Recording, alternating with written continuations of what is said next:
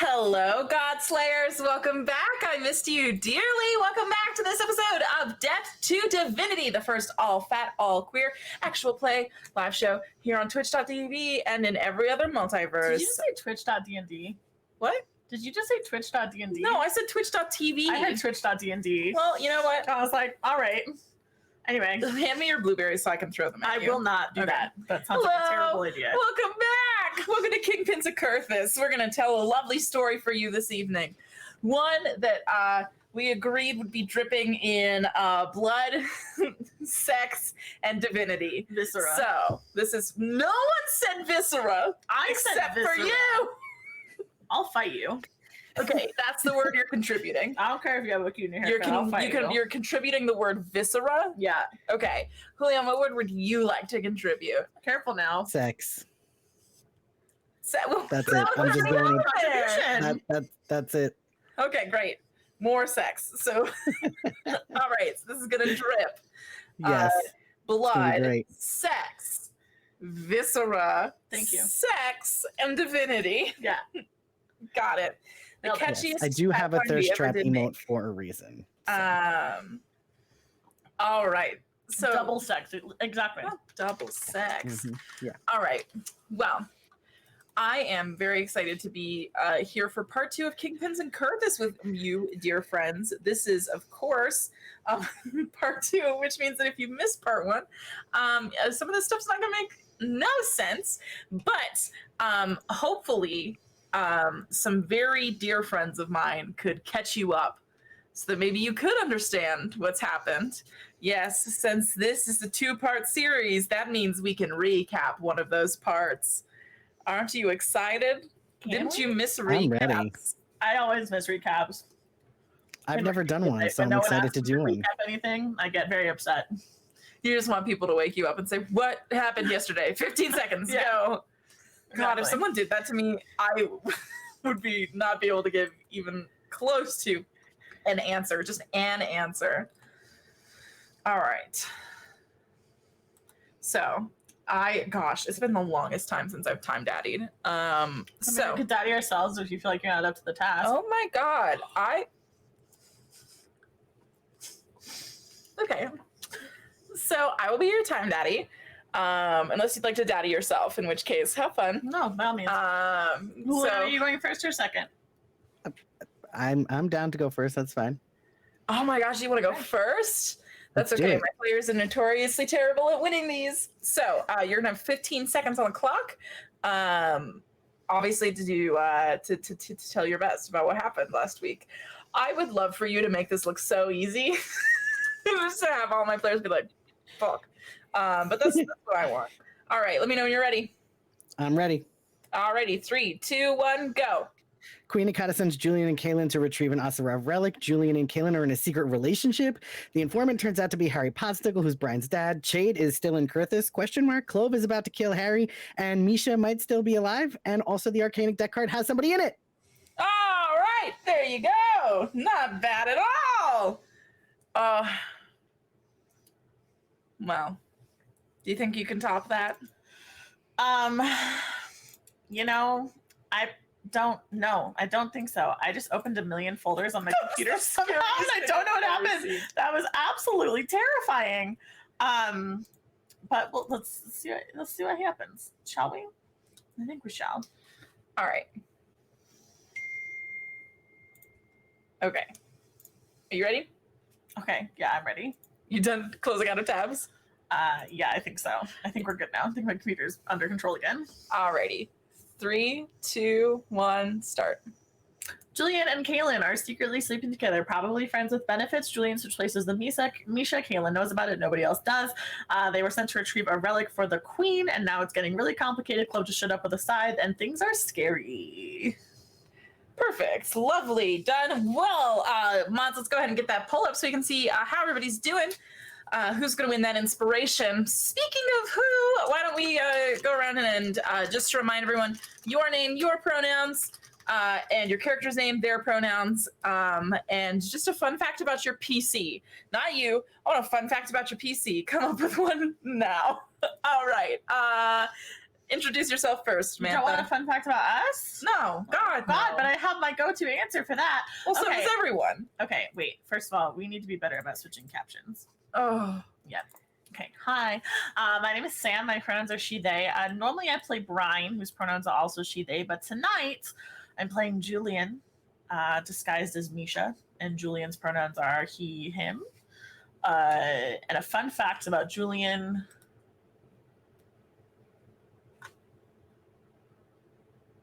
Is that he's extremely allergic to peanuts.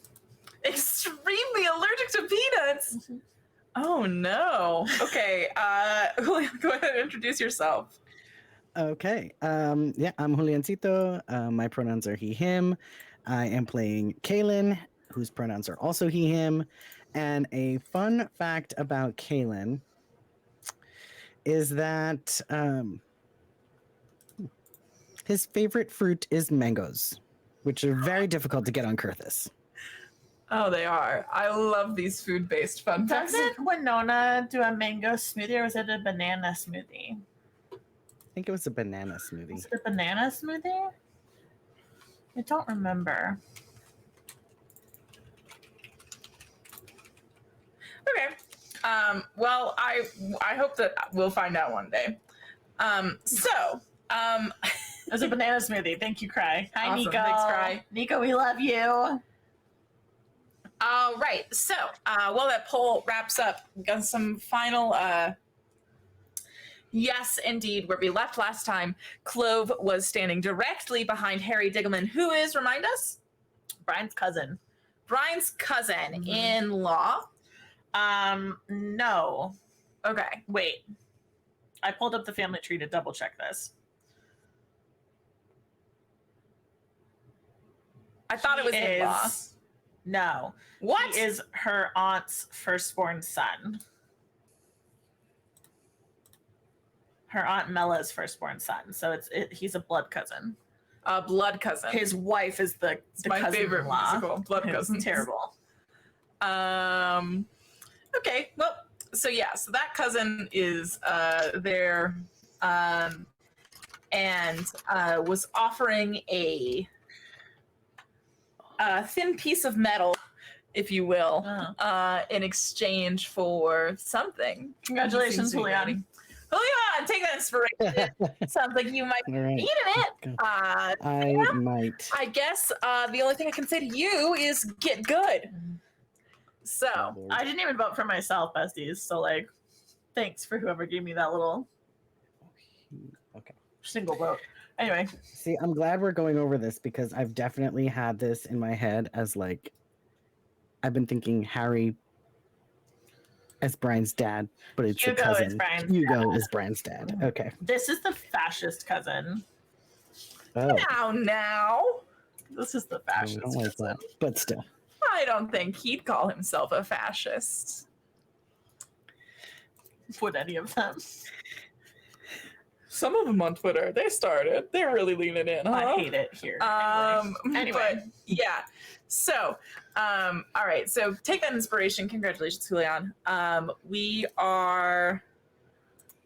Let's see. We're still here in the manufacturing district of Kyrthys.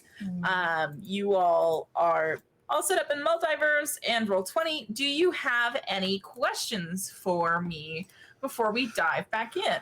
I don't think I do. I think all my stuff is pretty straightforward. I think I'm good. Yep, I'm good.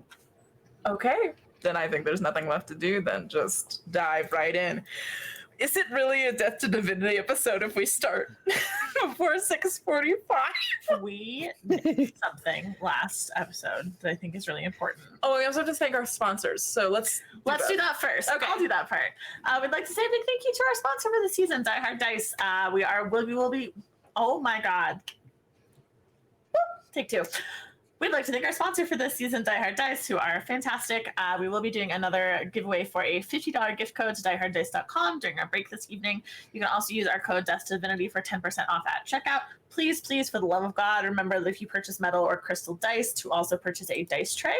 This will not only protect your dice, which are an investment, and you want to keep them pretty, and you want to keep them balanced, and you want to keep them nice. It will also protect whatever surface you're rolling on, and it will protect you, because as Katie May will tell you, when you drop a crystal metal, It was a metal. D4 on your toe, it will bleed. So avoid that and get a dice tray.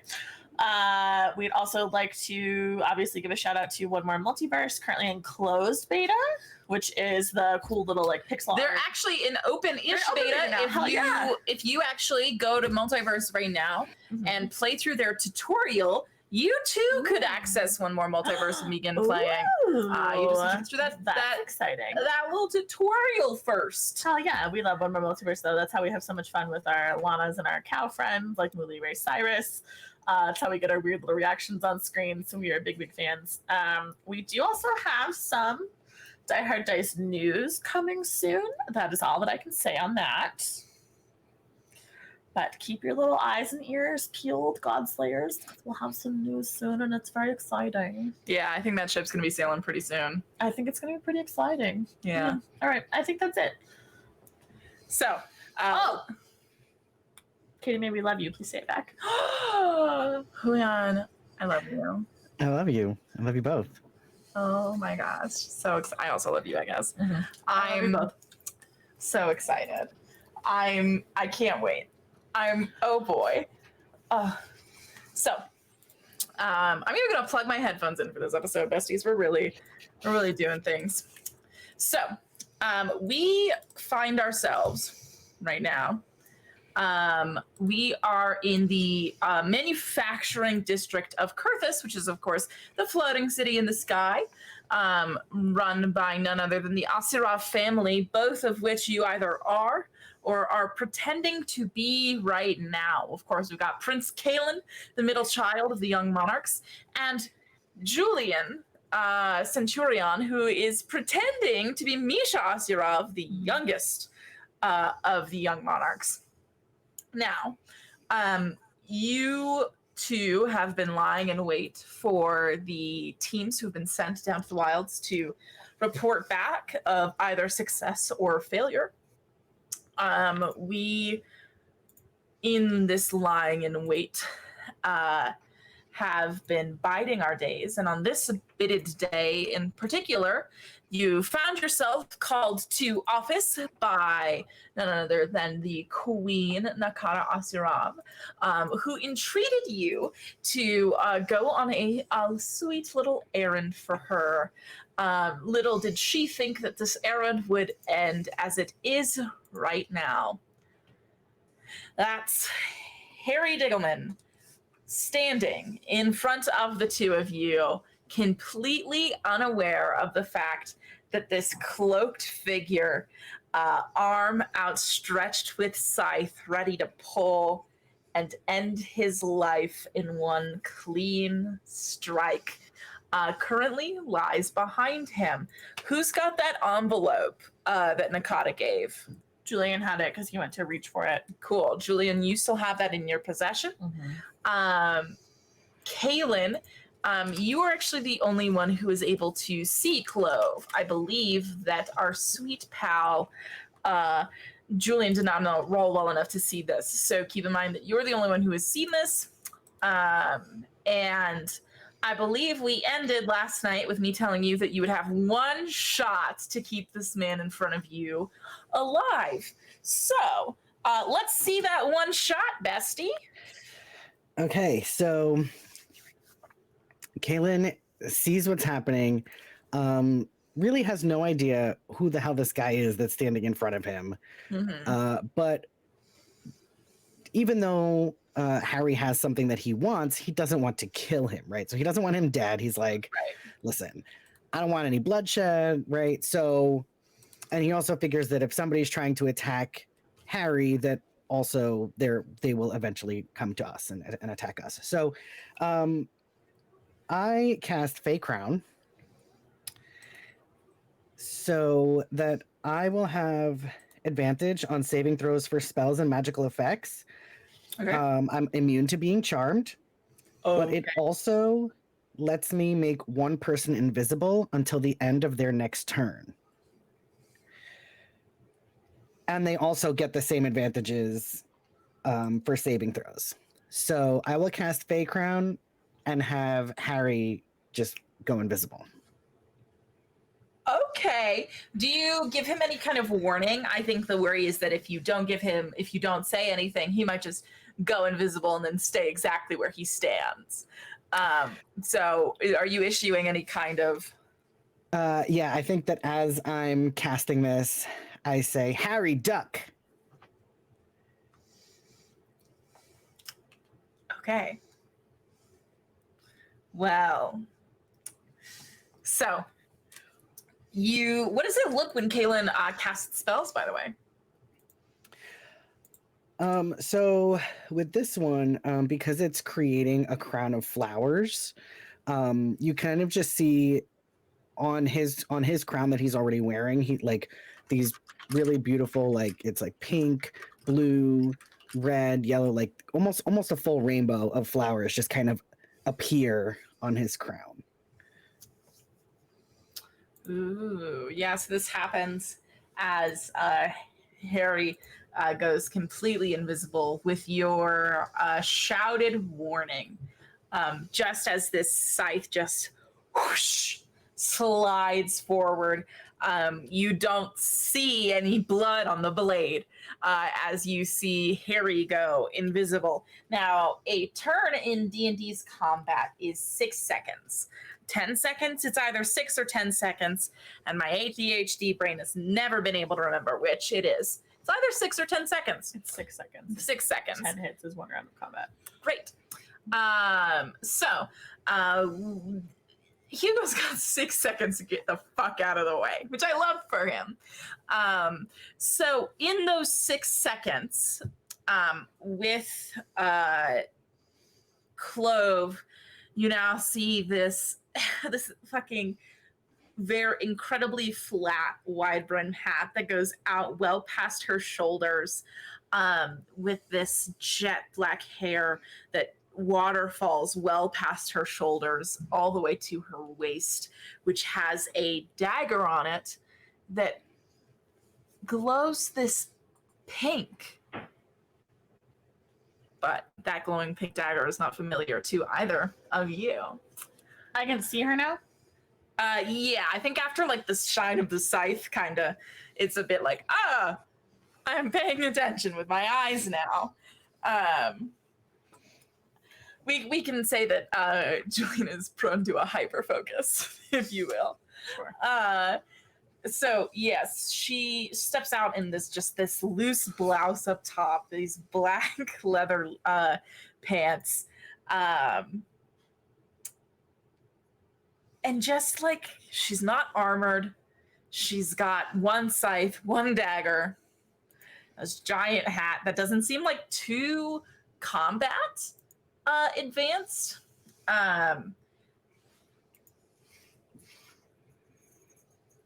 And her eyes narrow as she takes in the two of you. And then from her chest, and I'm so sad I don't have them. I'm so sad I don't have them, I tell you. Takes these red glasses that are tucked in into the edge of her blouse, just untucks them and puts these red glasses on to look at the two of you. It says,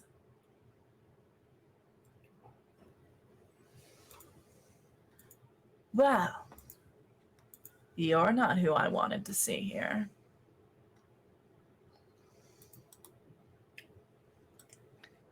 And who were you expecting to see? Someone who could be dealt with a bit more easily. Well, I guess that's Someone without a good famous that we're face, here. you mean? Sorry. So you said, I guess it's a good thing that we're here. What did you say? Said someone without a famous face, you mean? They are famous faces. One moment. And just after Harry pops back into just being, they're like, oh, I swear to frickin'. And then Clove just kind of like holds her hand up. And Harry just freezes in space. Where's the card at this point? Because we used Mage Hand on that. So where is that? Yeah, great. So he managed to run over here. So he's like right here. And the card is in the air and it was floating above Harry's head when this all took place. And it is now hovering in the air between the two of you. And with you casting the other spell, your mage hand is going to disappear. So it begins to fall from air, and Clove reaches out. Can I use my Thorn Whip and try to smack her hand before she catches it? Of course. Okay. So this is a range of 30 feet. Okay. A melee spell attack against the target. So I would just make a regular. You would make a d20 plus 8. Plus 8. Okay. And you would try to hit my AC, which is a 17. It's gonna be a 27. So you just want to catch her wrist? Yeah. So I essentially want quick above game question, actually. So since Julian is currently disguised as Misha, does my magic look like Misha's or does it look like Julian's? It would still look like your magic. Okay. So when Julian casts Thorn Whip, it actually is this, it's like a string of words that kind of pour out of his hand, almost like calligraphy, like writing itself through the air with like an ink pen, and it sort of like wraps around Clove's wrist and leaves behind like this little like stain for just a second. Ideally, I would like her to drop the card. Yeah, I think you can stop her right before she reaches out to catch it. Okay. So it clatters to the ground, right on the floor in between the lots of you. Okay, fantastic. And then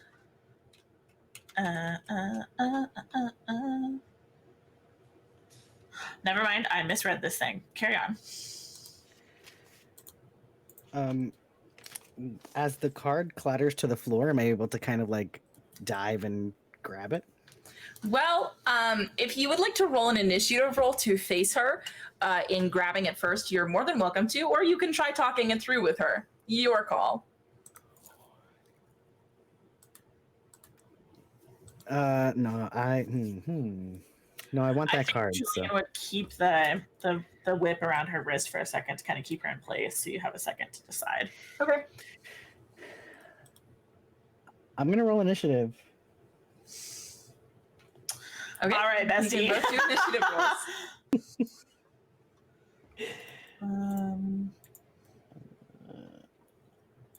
I'll let you know right now that I get a +9. How do I do initiative with a? You're not running for the card. You're keeping your We're whip in not both place. rolling initiative. I guess you can enter initiative if you'd like. I don't need to. I don't. But I'm gonna want to do stuff probably, huh? Oh God. Okay. So it's just a D20. Plus your initiative. Plus your bonus. initiative modifier. Yeah, which is nothing. So that's great for me. Okay. Oh, cool. How do I? So great. Can I do that? All right, you're looking to beat a 26. Well, that's an 8. Well, that's not gonna happen with no modifier there. Question for you. So I have Flash of Genius. Oh no, it's just for ability checks and saving throws. I can't use that for a initiative roll, can I? So that's not an ability check. Right? Ask it again? So I have Flash of Genius, which I can use for an ability check or saving throw, and I can use my reaction to add my intelligence modifiers to the roll. Okay. But this is not either of those things. It's an initiative roll, right? So it's like its own separate thing. As long as you count it as one of your what you can do before a long rest, that's fine. Okay, so I would like to add my intelligence modifier to Julian's roll. So that'll be a +4. So it would be a 20. Still not great, but better than it was. Yeah, even if I rolled a 20, wait, what was it? I'm trying to beat a 26. Yeah. Yeah. Jesus. Yeah, the math is not It does not quite That is there. not in my favor. Okay. And remind me, what does your Thorn Whip spell do? So it's like a melee attack. Okay. But in this case, I used it essentially just to like trap her hand. So it's a cantrip. Yeah, so it's a cantrip, but I think Creates it's a long vine-like whip covered in thorns, lashed out at my command. If the attack hits, creature takes 1d6 piercing damage, which I didn't roll and I should. And if the creature is large or small, you pull the creature up to 10 feet closer to you. Instead of pulling the creature closer, I just kept her in place. okay. Cool. So, but that is only gonna last for that one action. That's Should I roll the damage for that though, roaring since I did attack. hit? If you would like to, And since I'm at if fifth, you would like us to start thinking about damage, since we I'm can. at 5th level, it's actually 2d6. So Okay. If you want to start hitting, we can start hitting. well, I did hit her because I used my thorn whip and it caught her Yeah, sure. wrist. So that's 6 damage. Of course. 6 damage. Mm-hmm. Okay. All right, 6 damage. And then did you roll an initiative? I did, and I got an 8. Oh, great work. Mm-hmm. So Wait. Oh yeah. Okay. Never mind. all right. Well, great work, everyone. With that, I believe my sweet friend is going to get to act first. So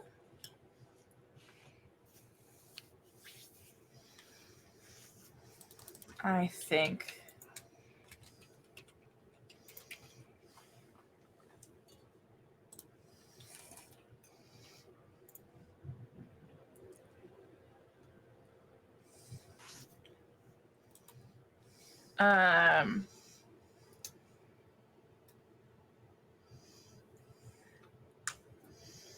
yeah, so I think that Clove, you just hit Clove. So that's probably going to be an issue in that. Clove is going to this thorn whip wrapped around her wrist. She takes it and scythe in one hand, this other hand, which is free, moves her wrist, wraps her arms around the thorn whip, blood dripping from her hand as she uses it to pull herself just a little bit closer to you. Mm-hmm. And with that moving closer, moves so she is standing in front of the card. Okay. And then says, I said stay down. And is going to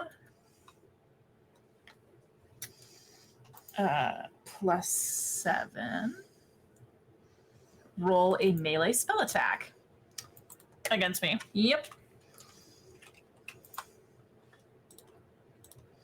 So that's going to be a 25. That'll hit. You think so? Mm-hmm. And that'll be... Let me just make sure I have that damage completely correct. Oh, yes. 25. 25 points of damage as you feel just paper cut after paper cut start crawling up your arm. Cool. I'd like to use my reaction to cast Hellish Rebuke. Sure. So Julian's gonna actually I go thought like warlocks only had Hellish Rebuke. Tieflings have Hellish Rebuke. Oh, okay. So Julian's gonna go like this, and like he kind of winces when he takes this damage, but he's gonna go like this, and then Clove is gonna be surrounded by hellish flames. He needs to make a dexterity saving throw.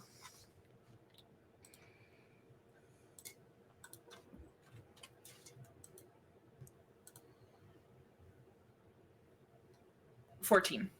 That's not going to work. Okay. So you are going to, I didn't say this, but I did cast this at level 3. Okay. So we're going to take 2, 3, 4 d10 damage.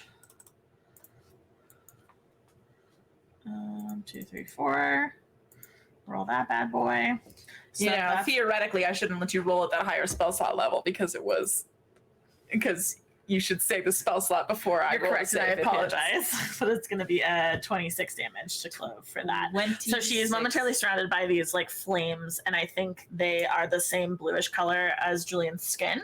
Okay. And then they have kind of like a little like glittery effect towards the top. They're very pretty. Okay. Perfect. Yeah. Which I think then Clove, like the flames begin to eat at her, and it's this magical flame, right? So it's not hitting any of her clothing, it's trying to creep up her skin. Mm-hmm. And you watch like blood dripping from her hand still, watching as these flames try to eat her that she is not phased. Okay. With that, Kaylin, it is your turn. Okay, so I am going. Did I tell the truth on that one? Yes, it is your turn. I don't know why she'd have tried to say otherwise. So I'm going to cast Agonizing Mark. Okay. And so just for now, it doesn't do anything until I do damage. It says you choose a creature you can see within range to mark as your prey. A jagged ray of black energy issues forth from you until the spell ends. Each time you deal damage to the target, it must make a charisma saving throw. On a failed save, it fails prone as its body is filled with torturous agony. Okay. So just Jesus. So setting that up for the next attack. But I'm also going to, as a bonus action, use Mantle of Inspiration. So I'll spend 1 bardic point, and that provides 11 temporary HP to all of my party members. Additionally, they can also move without an opportunity of attack. Oh man, I love that you came ready. I was so ready. I love that. He's been DMing me all week with like plans. It's been great. I love that. Those are my favorite kinds of players. Perfect. I love to see that. So I'm rolling a charisma saving throw, but you have to deal damage to me. I have to deal damage first. Yeah, so it will be for the next the setup. I see. And then, I love a setup. Yeah. Perfect. And I think with my movement, I'm gonna try to get behind Clove so that I can be closer to the card. Okay, perfect. You're not leaving her sort of array. She's standing directly on top of it, so it's gonna be hard. It's gonna be hard, but you can definitely like get close range. Is there a way to mark temporary hit points in Multiverse? And or should not that I'm personally aware of. Not really, so no. I'll just add the 11. All right. Are you doing anything else in your turn? Oh, that's all. Perfect. Then it will be Julian's turn. Okay.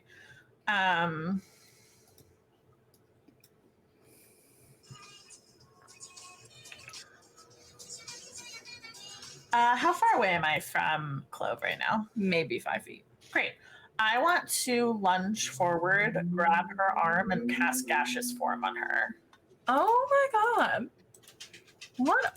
Do you need me to tell you what that does? I mean, I'm aware.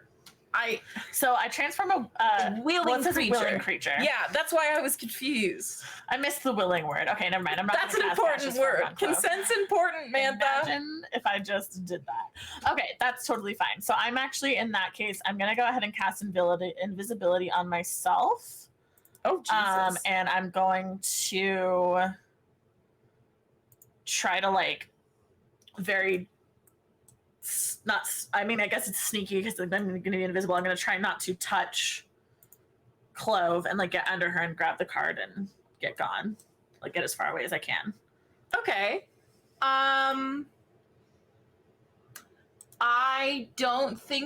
I think getting this card out from under her is its own action that you will need to complete on your next turn. Okay, that's I don't fine. think that all can be done in one So turn. I'm going to cast invisibility on myself. Correct. And then I'm going to move.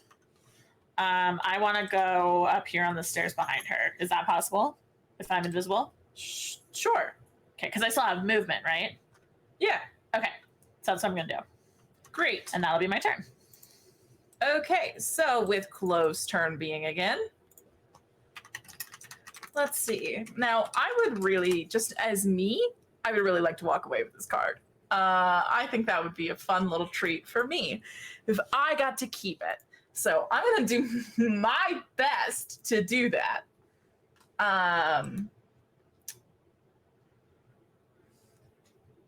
Yeah. And I actually think I have exactly what I need to do that. I do think I have that. Because this bitch has melded into stone. And that's really personally exciting for me. Yeah. Part of me wants her to stay and talk. And I think that would be really fun. But she does just need the card, huh?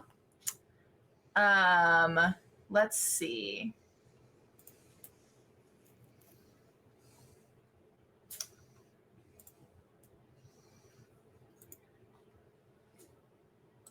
Yeah, okay. Yeah, no, I think I'm going to do this. I think I am going to do this. So at this point, you watch Clove reach down and grab the card. And grabbing the card, you watch as she doesn't pick it up, but she presses her hand forward into the cobblestone that you all are standing on top of. And you watch that hand first, followed by her ankle, knees, thighs, everything. This is a one-turn thing, baby. You step into a stone object or surface large enough to fully contain your body, melding yourself and all the equipment you carry with the stone for the duration. So, nothing of your presence remains visible or otherwise detectable by non-magical senses. And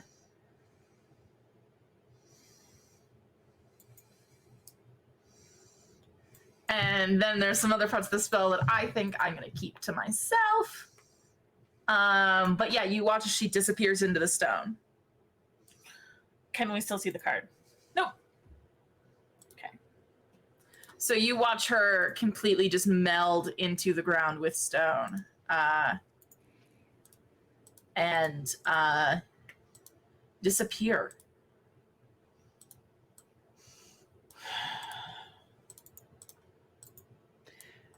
Kaylin will run over to Harry and be like, "Do you know who that was?" Ugh. Oh my god! No, I don't freaking know who that was. What was that? What was in that card?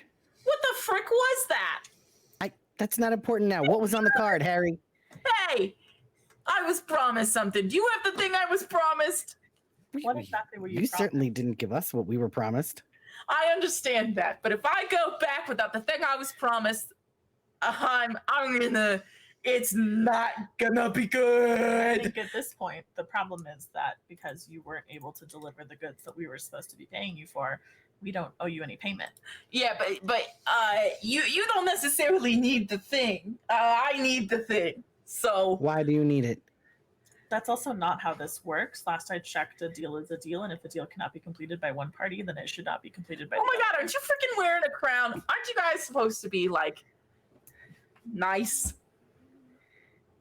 Nice, but also intelligent. As Misha just No. Listen, I don't wanna offend, because you are royalty, am I right? Yes, I'd step carefully if I were you. Okay. I understand the laws and the rules of business. I understand. But it seems to me that what you're looking for is on Kyrthys. And that's pretty much delivering it, if you ask me, because it used to not be in Kyrthys. Who are you working for? Chintrix. Does that name mean anything to Julian? You can roll a history check if you'd like.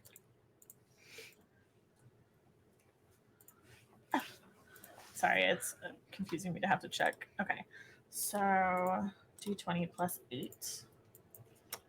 Nice. Yeah, I'm proficient in it. So 26. 26.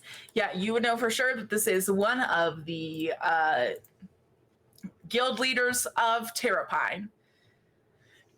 So I actually think with the 26, you're incredibly well researched. So you know that this is Chintrix, the master of the Ursimo Union, which is the imports, exports, and capitalist hub of Terrapine Greater. Not to be confused, which it often is, with Isis Fidelity, which handles like shipping and pirates and flying the skies. So I think Julian kind of nods and says, "You're a long way from Terrapine.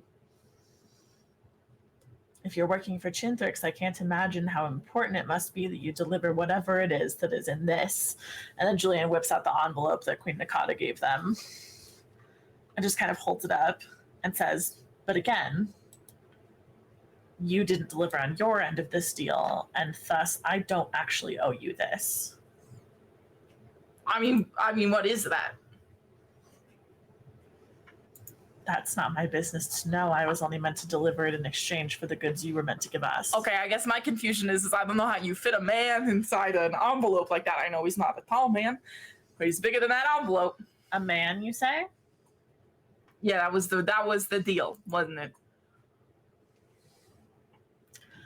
I think Julian's gonna try very hard. Jojen, we did this last week, baby, and it went so poorly.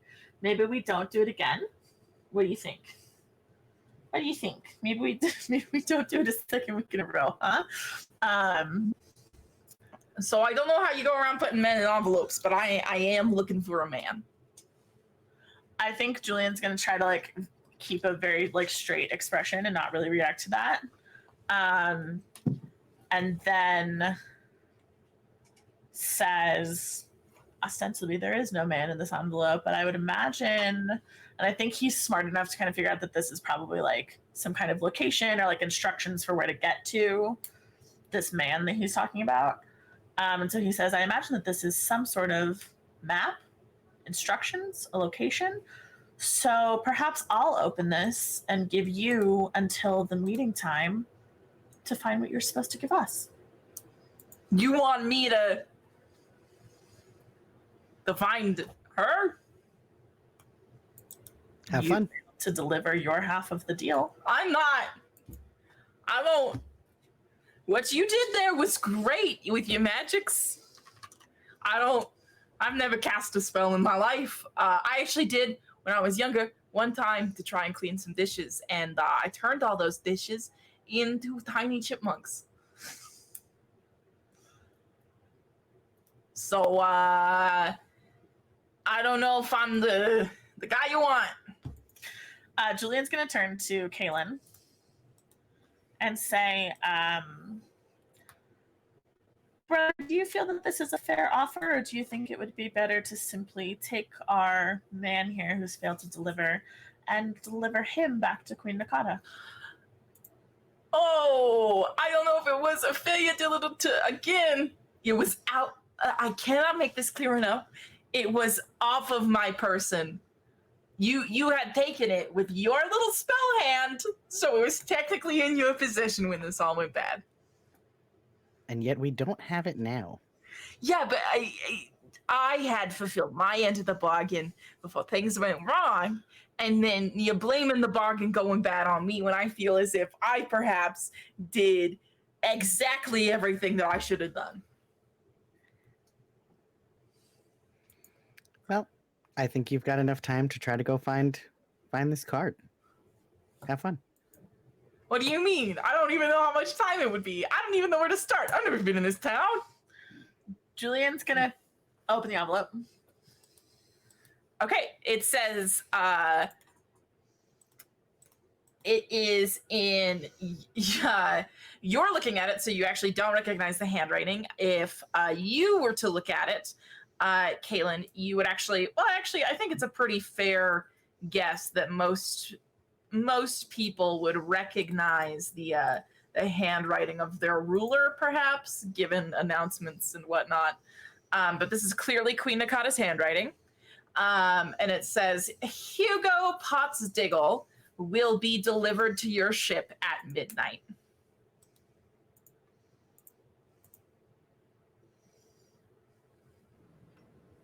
And do I also see that? Okay. Julian's gonna read it and then bring it over to you, Kaylin, so you can read it as well. And I think he kind of he walks towards you, and then he just kind of holds it out like this so you can take it.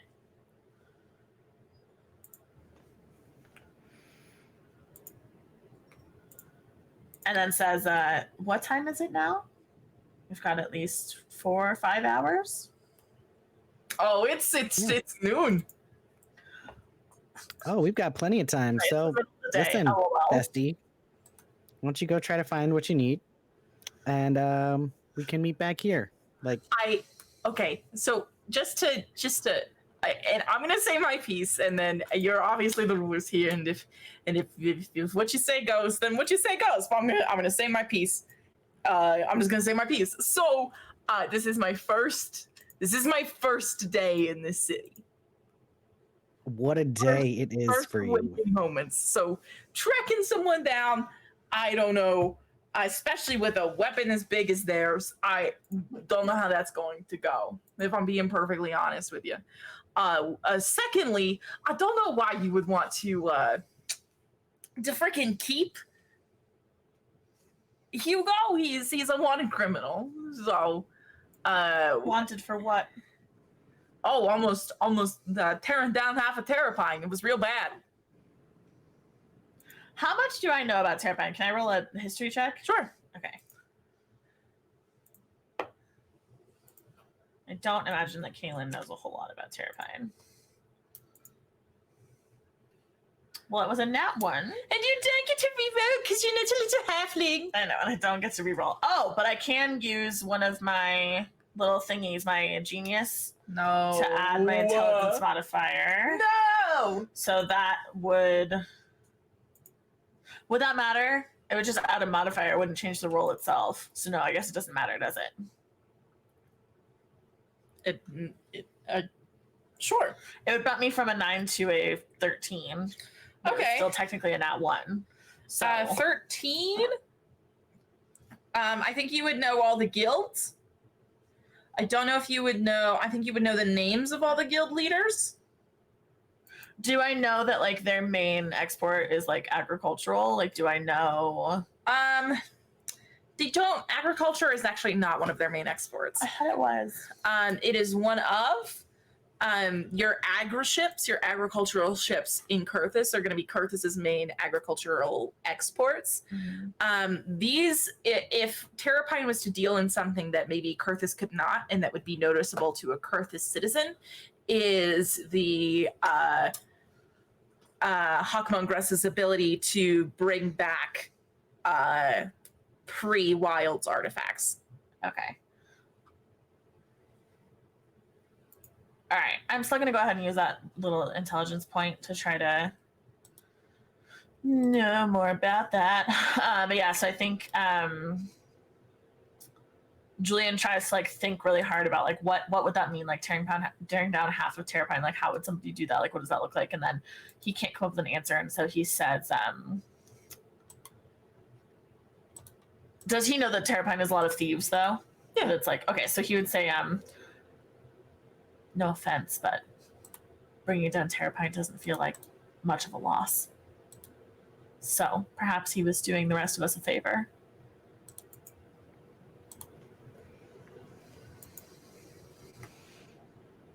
And where'd you come in at, Harry? I'm sorry. That was not the accent. Oh boy, that was Southern. Oh no. Say one thing, is Brian. What do you want me to say? All right. So the thing is this deal was supposed to further cement the political alliance between Terrapine and Kyrthys, and I think you just called Terrapine a bad place, and I don't know how well that bodes for any potential alliance making. I think Julian is concerned about the concept of a Terrapinian Kyrthinian alliance, but he's going to keep that to himself.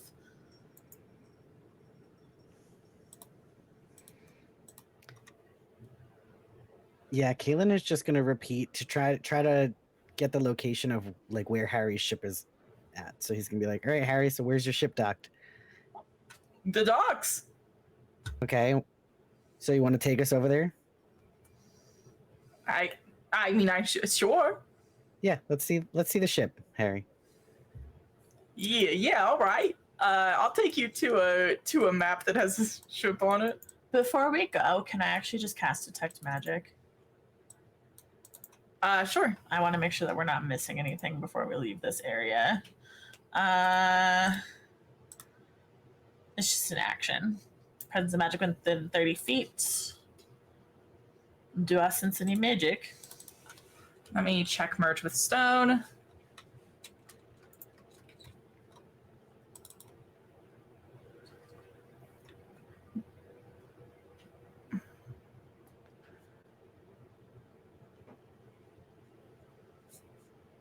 Nothing of your presence remains visible. Yeah. Okay. Uh-oh. So it says nothing of your presence remains visible or otherwise detectable by non-magical senses.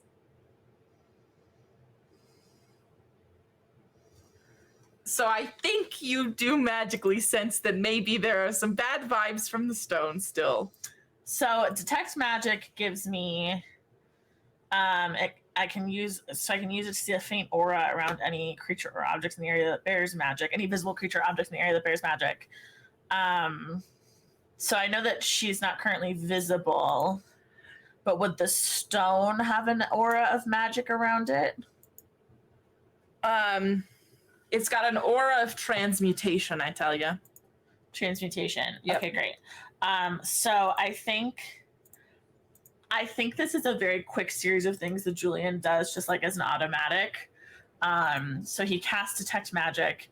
He figures out that there's something going on with this stone. And then he's going to cast Dispel Magic on that piece of stone at the 3rd level. So I choose a creature, object, or magical effect. Any spell of 3rd level or lower on the target ends. What level did you cast it at? 3rd level. Okay, so that's going to end. She'll become visible again, yeah? I'm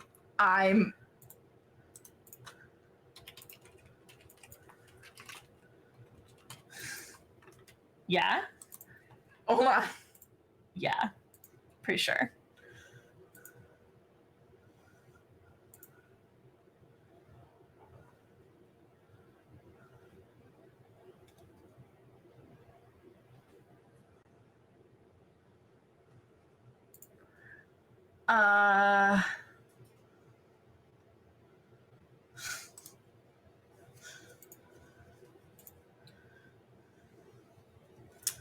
Well, isn't this a great question?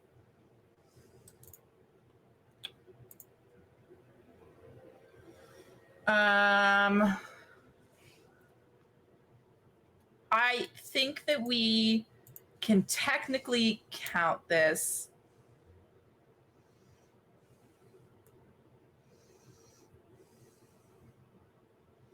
Well, it doesn't say what happens if dispel magic is cast on the meld into stone. I love to be a dungeon master. This just says any spell of 3rd level or lower on the target ends by cast dispel magic. Right. Choose one creature, object,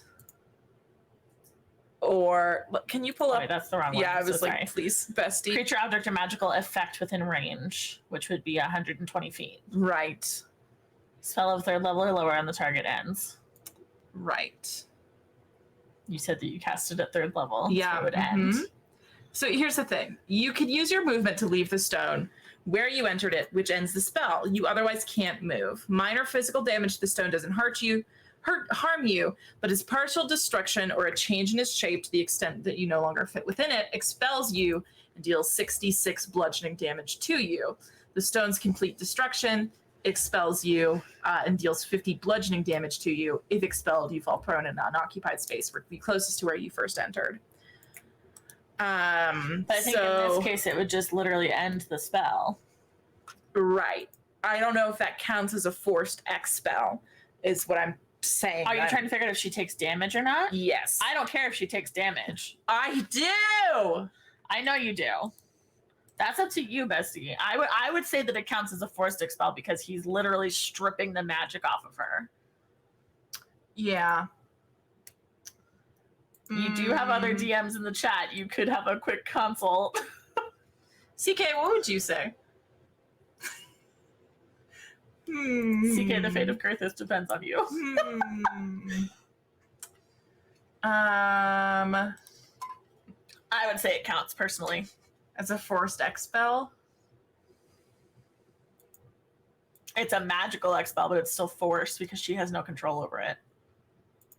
Because here's the thing is, given a quick Google, the call is mostly... TK says, in this moment, despite my staunch DM rights stands, I have to concur with Sam. That would be a forced expulsion. Mask says, I'd say no damage normally, but Clove was already being a cheaty face. Not a cheaty face. All right, let's say yes to this damage. Okay.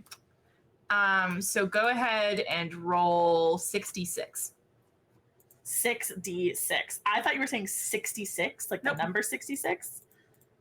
Okay, 6d6 damage is gonna bring us to, imagine being able to do math, 27. 27. And then I would like to immediately cast Thorn Whip and try to catch her. Okay, you have just cast 2 spells. Yeah, Thorn Whip is a cantrip.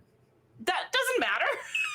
Fine. What do you mean Thorn Whip is a cantrip? We're not in initiative. Like, yeah, can you stop eating fruits? And you're like, no, but this is an orange. We're not in initiative. What are you talking about? Yeah, which means we're going to re-enter initiative because Clove is out, which means that you don't get to just keep casting spells. Okay, fine. We can re-enter initiative. That's fine. Oh my god. Okay. So you don't even consult with Kaylin before doing this, huh? No, I just do it. Is Kaylin able to pick up on any of this, or are you just completely taking him in surprise? I think the detect magic is just something that Julian does as like a security measure whenever he's leaving like a potentially conflicted area. So I don't think he would say anything about that, but I think he might actually, like, when he sees the stone, like the aura around the stone, he probably says, have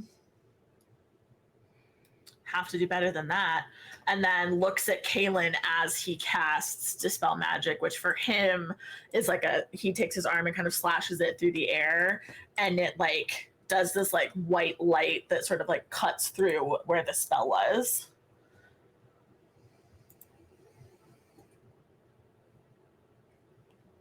Yeah. So, yeah, I would obviously see that. Yeah, you watch as the cobblestones, which are...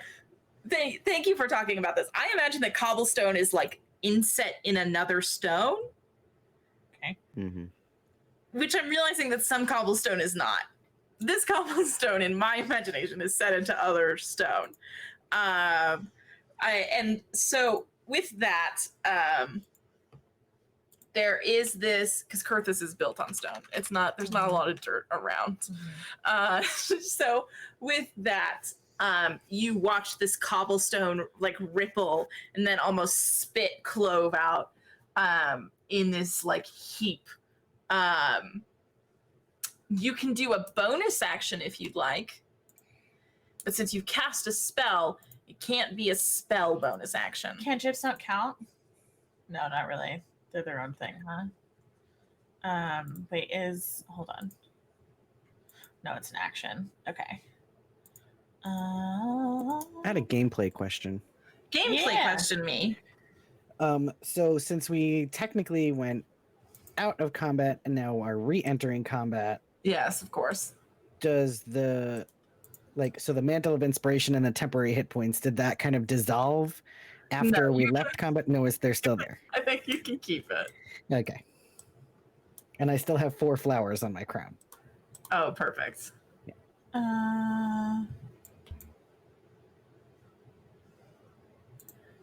Going once. I'm sorry, you said that I could do a what? A bonus action. A bonus action. I don't know if I have any bonus action stuff. Great. Are you done?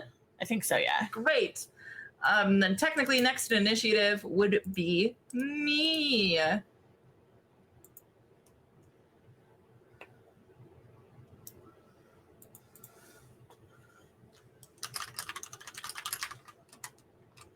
What do I want her to do? She's not thrilled.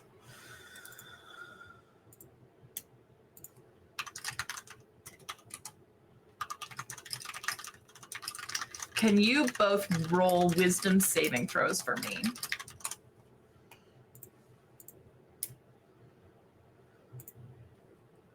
Trying to find where my wisdom modifier is. I'm so sorry.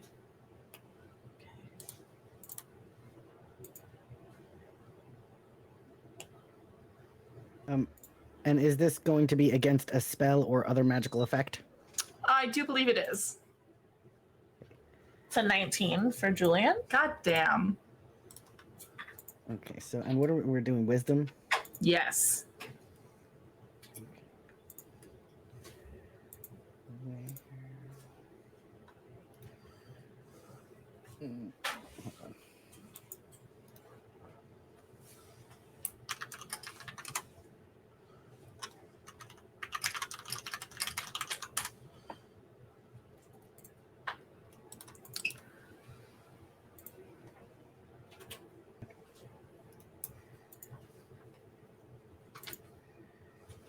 Okay, so that's my first roll, but I do have advantage. Okay. Come on, give me a win. Give me a W. Give me something good. 18. Please. God damn it! No! An 18 and a 19. Why don't you let me have any fun? We're too hot. Ugh. So at this point, Clove says to you, you should run. And you feel the word run carry this magical weight on it. But neither of you, except for, I gotta run for our sweet other guy here, our sweet other pal. Oh, was that about being charmed? It was about... It was command. It was the command Oh, spell. command. Okay. That's not enough. Yeah, absolutely, completely fallen for it. The word run hits Harry like a freight train, and he fucking bolts out of here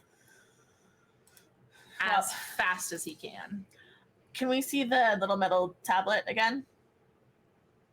Did pulling her out of the stone make it visible again? Would you like to roll a perception check? Yeah, I would love to do that. All right. Yeah, that's great. Is that going to count as like my action?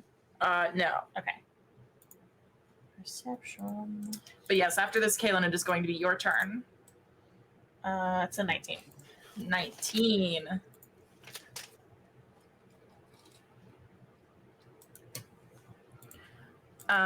With a 19, you can see it hanging on her belt. Cool. Okay, so it's my turn? Yep. Okay, I am going to cast Rolathim's Psychic Lance. Oh my god. You unleash a shimmering lance of psychic power from your forehead at a creature you can see within range. The target must make an intelligence saving throw. On a failed save, the target takes 7d6 psychic damage and is incapacitated until the start of your next turn. On a successful save, the creature takes half damage and isn't incapacitated. Oh my god. Okay, so remind me what that roll is. Intelligence. Intelligence save. Gotcha. Oh shit. That is not a good stat for her. Oh, bummer. And what does it roll against? Like what? Your spell save DC. Okay. Oh, bummer on the nat one. I don't even have to check my spell save DC. Go ahead and roll your damage. Okay. So 7d6.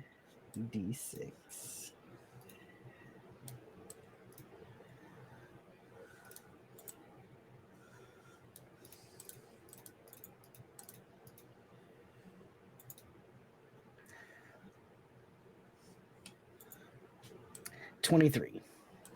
23 damage. And is incapacitated until the start of my next turn. Incapacitated until the start of your next turn, huh? Yes. Okay. Interesting. I'm screaming. Why do my dice hate me? Okay. It is your. So yeah, we watch as Clove is skewered. Oh, wait, with this. wait. You also have to make a charisma saving throw because of agonizing mark.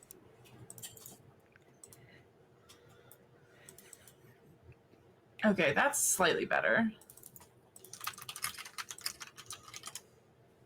14. Okay, and what am I checking that against? Your spell save DC. Nice. Okay, which I can find. Oh, my spell, which is a Needs a pizza. 15. Damn it!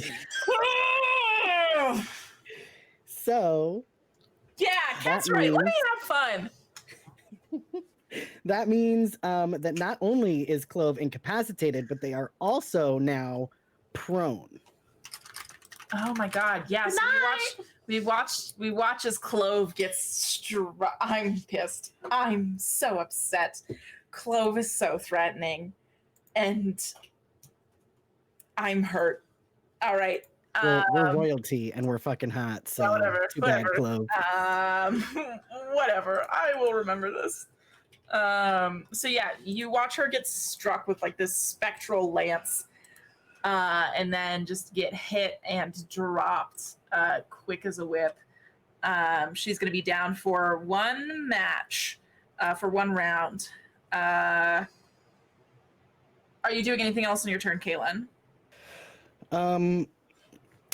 Well, now that Clove is prone and incapacitated, can I use my movement to go and run to get the card that's on her hip? I think that removing the card from the belt is going to count as an action for me, but it's a good thing that you have a bud who can probably do that on their turn next. How is it attached to her belt? It's clipped in. Cool. I want to walk over to her and detach it from her belt. All right, you walk over and detach it from her belt. Are you still invisible? Oh, how long does my invisibility last? What a great fucking question. Imagine knowing how your spells work. I tried to remove your invisibility It's marker. concentration up to an hour, and I haven't taken damage since I cast it on myself, so I'm still good, yeah? Yep. I tried to remove it, and it did not. It quit out of my game. So you can be invisible for I'm gonna be invisible forever. Okay, so I'm gonna invisibly walk over to her, take it, and then now it becomes invisible too because I'm holding it. Correct? Sure, cool. That's how it works. And then I'm gonna say, it's still visible. It's still visible? Yes. If you put it into your backpack, it would disappear. Anything the target is wearing or carrying is invisible as long as it is on the target's person. Oh, I thought that was at time of casting. It is. What if I put it in my pocket? Sure. Okay. I'm going to put it in my pocket. And I'm going to say, Kaylin, I'll see you in a bit. And I'm going to leave. Oh. You're leaving, Kaylin? Yeah. Kaylin can clearly handle himself. Okay. Okay. Are you going to let this happen, Kaylin?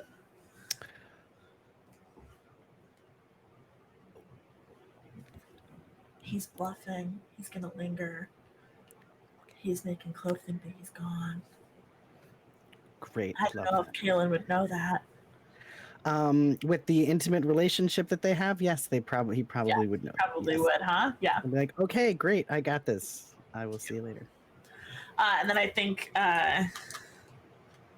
he's literally just gonna come like right down here, like to the stairs. Okay. So he can still like observe and step in if it needs to happen. But yeah, that's my turn. Okay, and you're still invisible. Yep. Great.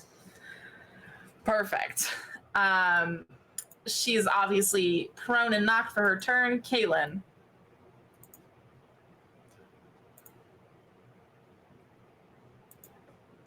Okay, one. Mhm.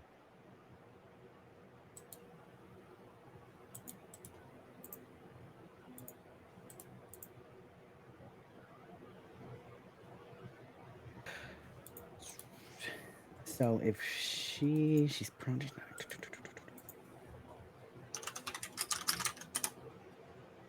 Okay. So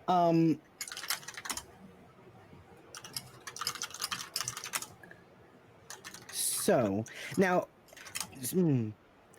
so Julian is invisible. Yes. So I would not be able to see where he is. Is that No. right? Okay. I'm trying to think of a way, like, of how I might know. Okay, so I'm going to actually call out, since I know that Julian didn't really leave. I'm gonna call out. Oh, Anonymous, thank Oh you. my God! Thank you, Anonymous. Oh, is that a chaos? Yes, yeah. In my time of need, they saw that things are going poorly for me, and then they gave me a little chaos with which to improve my day. Why didn't you just stand up like that? Oh, a little treat. I get Well- little treat culture. Ah! Oh, now I get to do some nice things.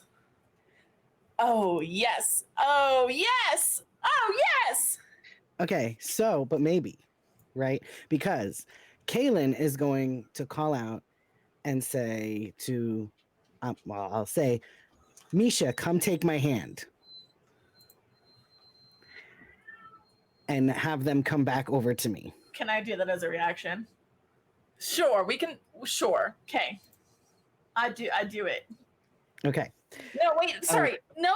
No. We're playing No. Dungeons and Dragons. It is not Misha's turn. And Okay. Misha cannot act. We are in initiative still because my girl is stuck on the ground. She's Okay. back at the beginning of Kaylin's turn, right? She's no longer incapacitated. She's just still prone. Yep. Okay. Mm-hmm. So, well, then that changes what I was going to do. Okay, well, then in that case, let me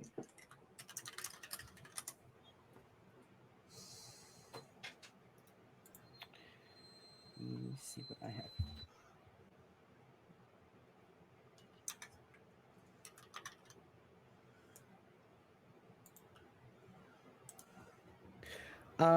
I guess I will just go ahead and try to take my dagger and slash at her. Oh my god. All right. You go to ruin her life. Go ahead and roll an attack. Okay. It's going to be with advantage because she's prone. No, it's an automatic success because she's prone. Sorry. Wait. Okay. So So I roll the attack. Yep. And then And it's gonna hit. So you can just roll damage. Okay. Let me go see what that is.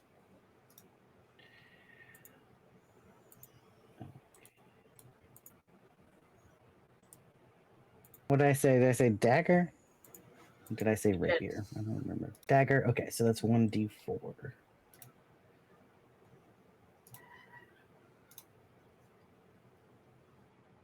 And that's a 4.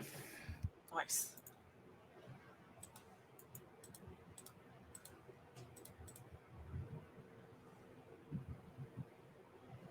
Not this phase.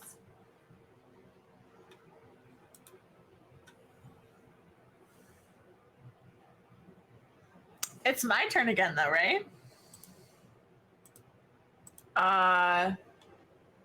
Yes, you get one more action before she gets to act. Okay. Right? Yeah.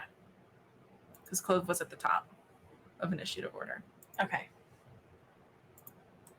I don't want to step on Julian's toes if he's still going. Wait.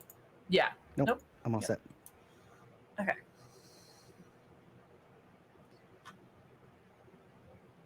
So with that, Misha, it is your turn.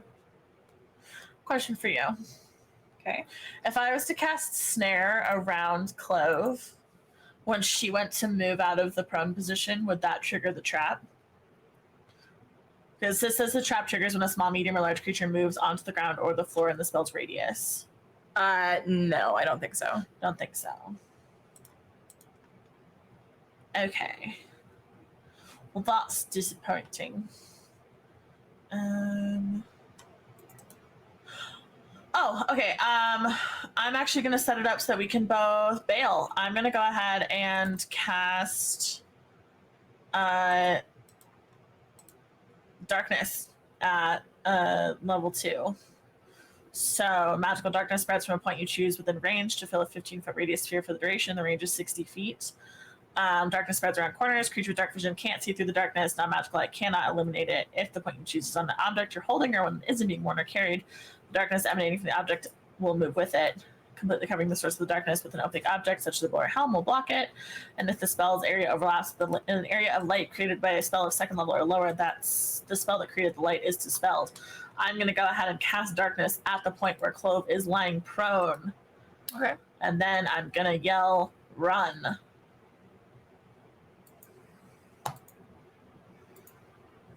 All right. So darkness close over this entire map. This heated moment of battle just swept into darkness in the quickest moment. Kaylin, how do you take this instruction? I think I'm going to have heard the direction of where Misha's voice is coming from and follow it that way and just run. Okay. Yeah, you guys make a break for it in the complete darkness. You have only a set amount of space, but where are you trying to go? Away. I think I think Julian's idea is just to get as far as they possibly can so that they can maybe cast like a transportation spell or something to get back to the castle. Okay. So I think as they're running, like Julian will say, like, after a long moment of running, you look around and you get the feeling that you are not being pursued. I was gonna say as they're running, I think he says, hey, can you still do that thing? Yeah, I got you. Okay, cool. So we'll run. I don't know. We'll run down here just so that we're away, and then Kaylin can do the cool thing that I know about, but that Julian should describe. So I'm going to cast Dimension Door. Perfect. I can teleport myself from my current location to any other spot within range. The range is 500 feet. Okay. It can be a place I can see, one I can visualize, or one I can describe by stating distance or direction. I can also I can bring one willing creature of my size or smaller who's carrying gear up to its carrying capacity. Creature must be within 5 feet of you when you cast the spell. Perfect. My question is, how big is Kyrthys overall? Like, where does 500 feet is not gonna put you anywhere buck wild. But I think that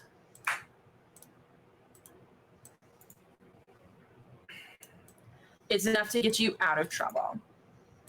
Right? Okay. You jump 500 feet, which means that like you're one block over, let's just say, like and well out of dodge for you to then kind of make a run for it. So this, you all jump through this dimension door and pop back into just a block over, in the manufacturing district. You are still a little after having just been in this fight. How are the two of you feeling? What the heck just happened there? He'll say to Julian. I can't find myself on the map again. All right, I'll deal with that. You So sorry. keep role playing. So you say what the heck just happened? Yeah. Okay. I'm gonna I'm gonna drop my invisibility spell. Okay. And I'm gonna drop my invisibility spell and turn and look at Kaylin and just go. I think we almost just got assassinated, but like a little bit. Mother has never sent us on such a wild expedition. I've literally been sent just to get bread. I don't know what this is, but this is making me feel like I have even less trust in her than I did before. Did you know about an alliance between Kyrthys and Terrapine? Would Kaylin know what Terrapine is? Yeah, you know what Terrapine is. I don't think you have any idea about a potential alliance. Okay. I have no idea why. Why would they align with Terrapine?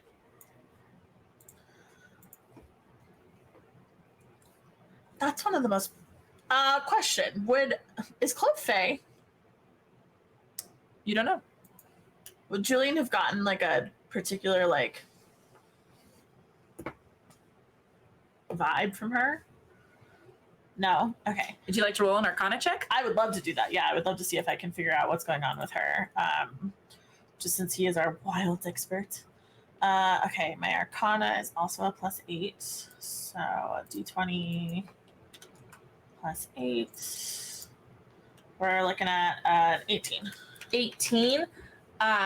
She had an eclectic mix of Kyrthinian, Terrapinian, and wilds and divine magic. It was, you got the feeling that you got her on a bad day. That if you would maybe let her do her own thing for maybe 10 to 15 more seconds, you would have been in trouble. Kaylin, I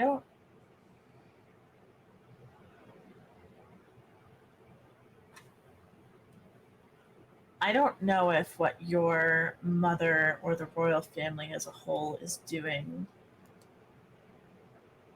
at this point is actually for the betterment of Kyrthys. I've never seen a creature that powerful, nor with that eclectic of a mix of magic. And the fact that she made it not only past the docks and the magical protections that supposedly surround the city, but actually into the city proper is concerning. Well, what did you roll when you rolled that perception check to see what was on her, what was on her body? Did you get above a 19 on that, like an 18, 19? When I was trying to figure out where she put the thing, I rolled a 19. Yeah. You have a you saw a necklace, a pendant on her neck that had the Fig Glass Industries insignia on it. Did you notice the pendant around her neck? I didn't. Did you? It was the Fig Glass Industries symbol. Isn't Fig Glass Industries responsible for the ships that are carrying the parties into the wilds? Yeah, they made those ships, and I know there's been a lot of rumors about another technological advancement that they have, but I can't now nail down what the truth is. I don't know. This is very weird, and I'm with you. I don't really trust this. And why are we supposed to be giving these instructions that some guy is going to meet this other guy at his boat. Julian's gonna tap his chest where he's tucked the little metal like piece of whatever in his pocket. And he says, we should get back to the castle.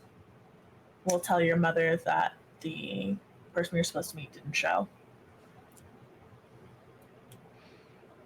And I think we need to figure out a plan. Now hear me out. What if... As a side note, are we like walking towards the castle as we're having this conversation? You tell me, bestie. I'm asking Julian. Okay. Let me look at this map. I would say we're just no, we are not walking towards the castle. We're probably walking a little bit more south near the airship docks. Okay, but we're probably trying to stay like out of sight. Yeah. Mm-hmm. Yeah. Do you want us to roll stealth checks, Katie? No. Okay.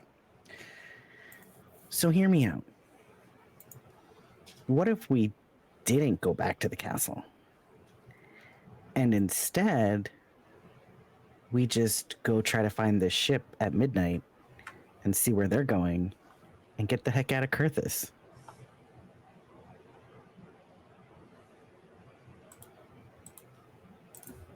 Above game question. Do we know about our other sibling yet? No. Her name is Zara. Mm-hmm. Zara. What about Zara? Zara will be fine. And honestly, Zara's gonna do whatever Mother tells her to do anyway. There's no changing her mind. She's just been that way forever. It's why we don't get along. And as far as Misha goes, well, I can just try to see where she's at and actually do the spell the right way this time. Okay.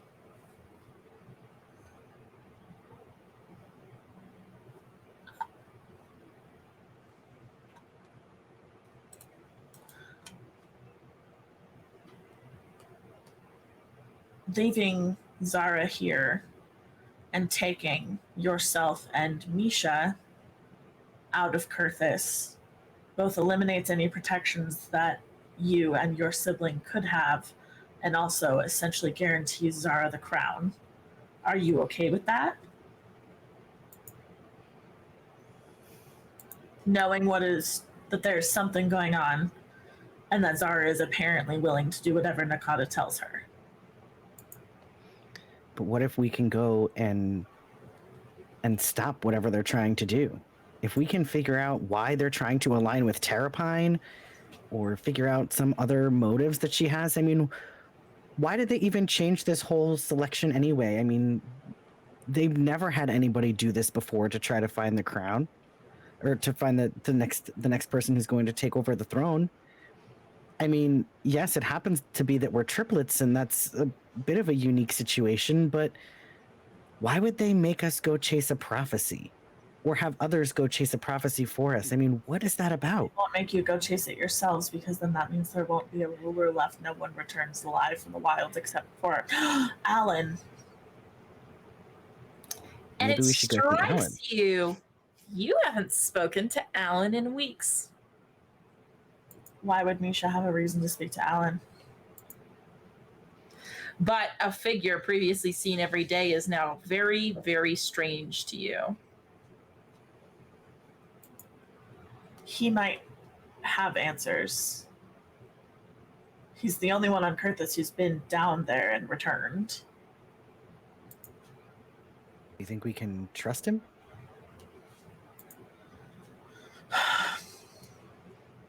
He's the only one I ever have, aside from you, although you're abrupt, rebellious. I mean, you've always been a little bit, but this is, and I think Julian's like flustered, which I don't think is something that you see very often.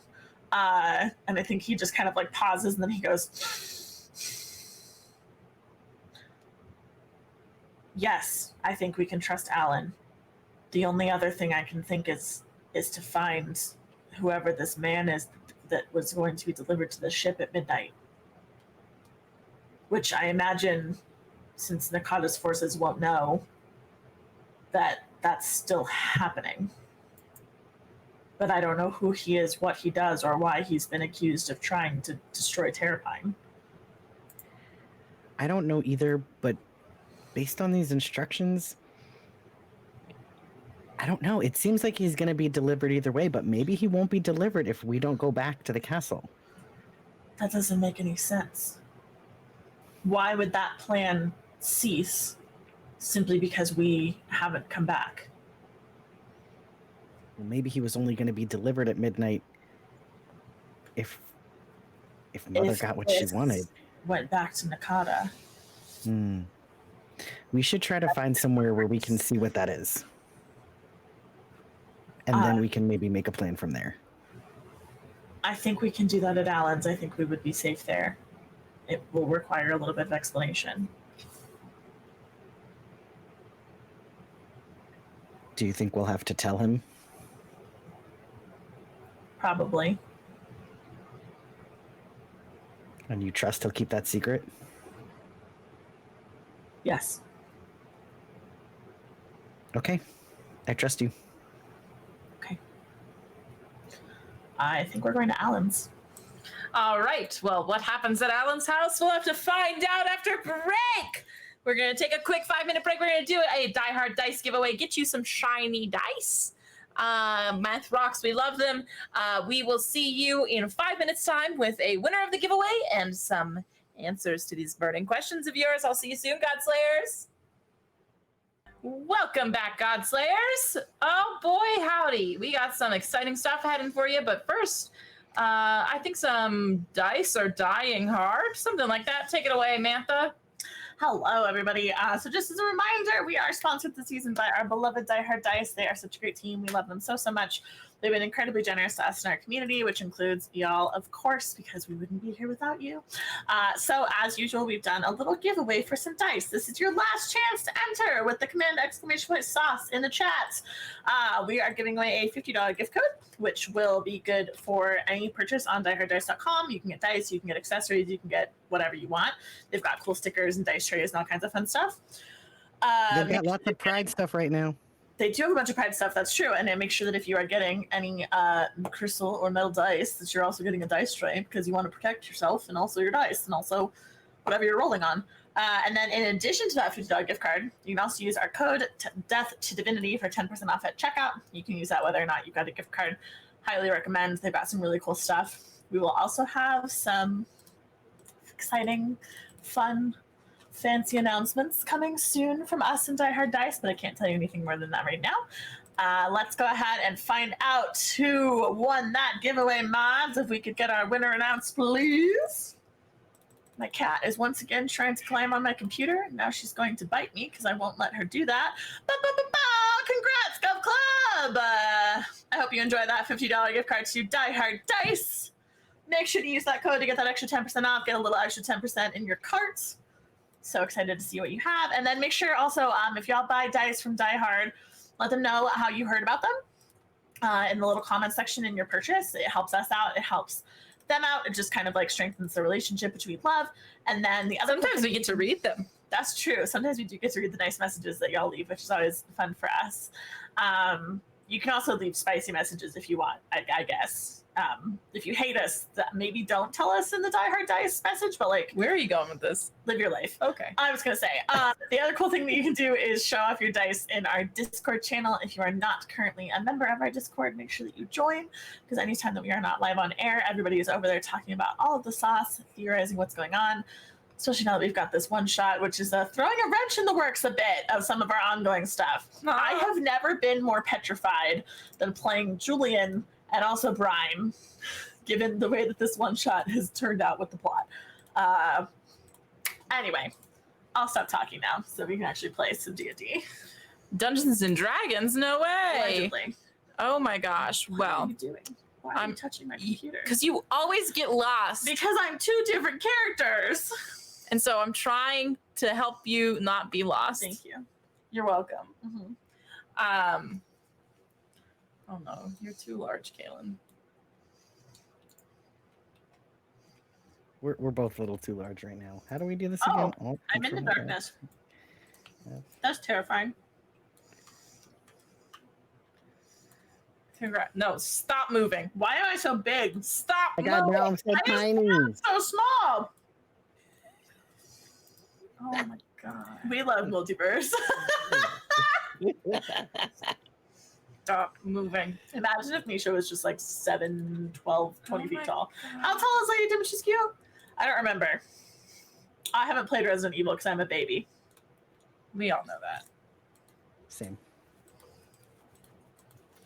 All right. So, what is, I guess, my big question for you two right now is what was being discussed as you were walking over? So I think Julian honestly starts filling in Kaylin on the different things that he and Alan had been sort of working on as preparation for this exhibition into the wilds, on the assumption that Julian was going to be traveling with at least one of the parties. Okay. And I think he probably also fills him in on the knowledge that he has about like the Terrapinian guilds, who Kyrthys is, what it could potentially mean that Kyrthys is like sending these very scary magic users to, or sorry, sending these like things into Kyrthys with the hopes of retrieving prisoners or whatever it may be. And then also probably explains why he's so concerned about Clove, and it talks about like the different types of magic that she was using, the Figless Industries thing. And then I think probably asks Kaylin what rumor he was talking about in regards to the technological advancement. Yeah, that's the thing though. There's been so many rumors. I just can't figure out which one is the closest to the truth. So I need some way to try to figure out which of those rumors is actually true. We can ask Alan, but what is your instinct?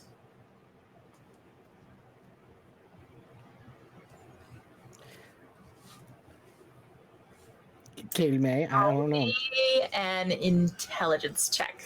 Okay. Can you believe that they don't have gossip checks in this fucking game? We should add that. Yeah. Jeremy Crawford, move out of the way. Dear Mr. Crawford, please add gossip checks to the D&D.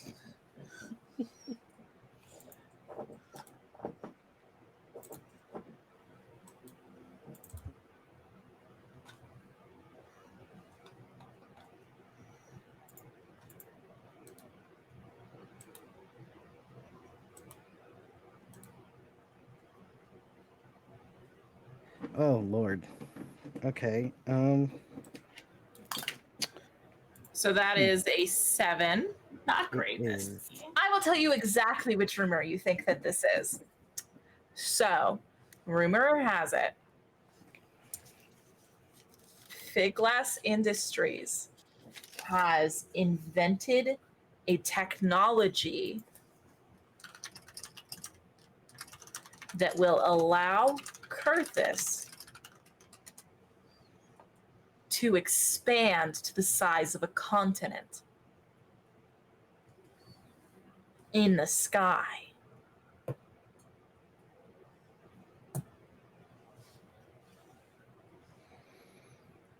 Okay.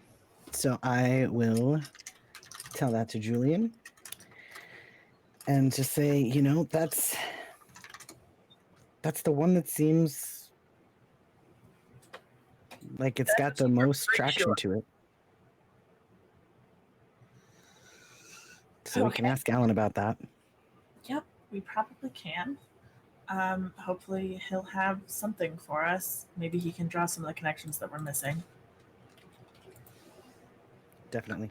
And then I think when we get to Alan's house, Julian's gonna knock on the door. You knock on the door. 10 seconds go by. 20 seconds go by. Well, that's okay because Alan's pretty slow to get the door. You've waited out here for minutes before. Sure. 30 seconds go by, and as a minute passes, the door opens. Captions. The door opens, and it is not quite who you're expecting. No, indeed, it is none other than the person who you essentially told to fuck off earlier in the day, Corvin. We love to make friends. Corvin Barrick. Door open ajar, just a smidge. Looking at the two of you. Says, Your Majesties. Wow. To what do I owe the pleasure? What are you doing at Allen's? Having friends. Next question. Where is he? Gone. Next question. Gone where? Somewhere. Next question. I'd like to roll an insight check. I would also like to roll an insight check. Perfect. +1. All right, I've got a 19. 19. Yeah, he's telling the truth. Okay. And he doesn't seem nervous, just annoyed that you're here. How long has he been gone? Since I've been here. And how long is that? Since I left a charity event annoyed several hours ago. Does he usually leave you alone in his home and disappear for several hours at a time? Well, someone has to look after him. With Gideon gone, and I've been trying to do exactly that. Julian feels a pang of guilt at that. Even though like the plan had been for him to go into the wilds, I think he kind of has this moment like, oh, okay. And he says, do you know when he'll be returning? We need to speak with him.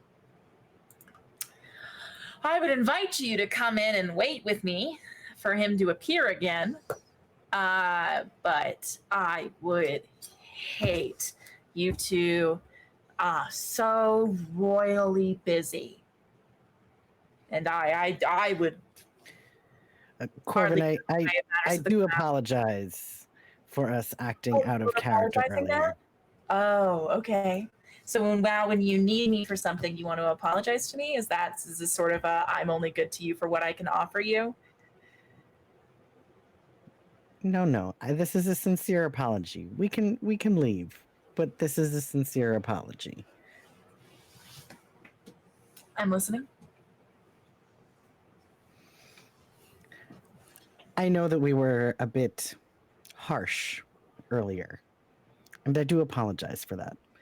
Sometimes when we are out at these events, we kind of lose sight of the things and the people that are right in front of us that we care about, because there's just so much pressure in being out in the open, and taking all these pictures. It can be quite stressful, and so I apologize for how we have treated you.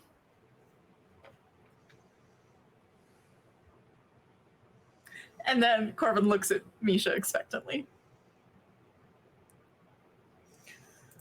I think Julian kind of has this moment of like, why is this happening? But he nods his head and says, I echo everything my brother just said. I apologize for any offense.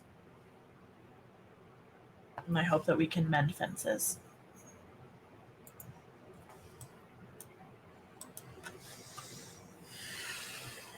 All right, come inside. Corvin opens the door wide enough for you all to step in. Great. Julian will go inside. I haven't seen him yet, so I've been drinking down his tea supply. You want anything? Is there a restroom I could use? Yeah, right over there. Okay. Instead of going to the bathroom, I want to go to Alan's study and see if I can find anything useful. And I will keep Corvin distracted in let's go find some tea, Corbin. You said, what kind of tea do you have? Oh, God, have you actually not looked at this man's tea collection? It's pretty intense. You know, The I'm weirdest not thing even of a all is huge that he tea actually drinker. stores his tea collection in with his other like potion ingredients. It's actually right inside his office. Let's just go. You know, I'm not too big of a tea drinker. So, do you have a So you're snack? looking to I'm start. actually kind of hungry. I'm sorry. Are you asking me to make you food? No, I can make it. I just need to know where it is. It's the kitchen's is right over there. Okay. I mean, come on, let's go. I'll make you something too. What do you want? The prince of Kyrthys is gonna make me something. What can you make? Like grilled cheese? Can I overhear this from wherever I am? Where's the study? Where am I going? Okay. So the kitchen and the bedroom are upstairs. Okay. Because this is sort of like the work floor, and the kitchen and bedroom are upstairs. So the little stairs are right over, basically right behind this wall. She's just right over here. Stairs are right here. I love to draw. Stairs are right there. You have gone into the office, which you'll notice is relatively open concept, let's call it. And that is over here, correct. Okay. So I think where's the bathroom in this situation? That's a great question. Right. Thank you for asking. I was really excited to answer that question. It's actually right here. Right over in this behind the wall. I think. Okay, never mind. Never mind. Thank you for spatially orienting me. You're welcome.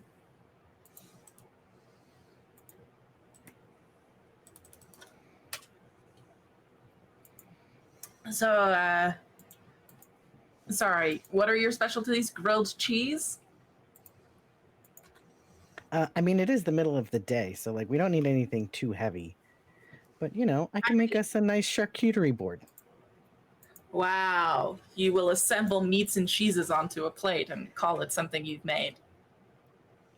Hey, listen. Are you hungry or not? I can eat. Let's go then. Not Corbin flirting with Prince. Yeah, I think you can overhear this, and I think you definitely are picking up on some things. Yeah. Okay. So yeah, the voices trail off as we head up the stairs. What you doing in here in this office, bud? Can I roll an investigation check? I want to see if I can find anything that would be useful for figuring out what the hell Nakata is up to, and whether or not it has anything to do with the Figless ships that went into the wilds with people that we care about on them. Okay. Is that a thing I can do? I don't see why not. Should Go be an ahead and roll an investigation? investigation check. So that's +4. All right, that comes to a whole 10. I'm going to use one more of my intelligence points and slap another 4 on that for a 14. Incredible. A 14, huh? 14, looking around into Alan's office. A 14 would get you, you know this office like the back of your hand. I think with a 14,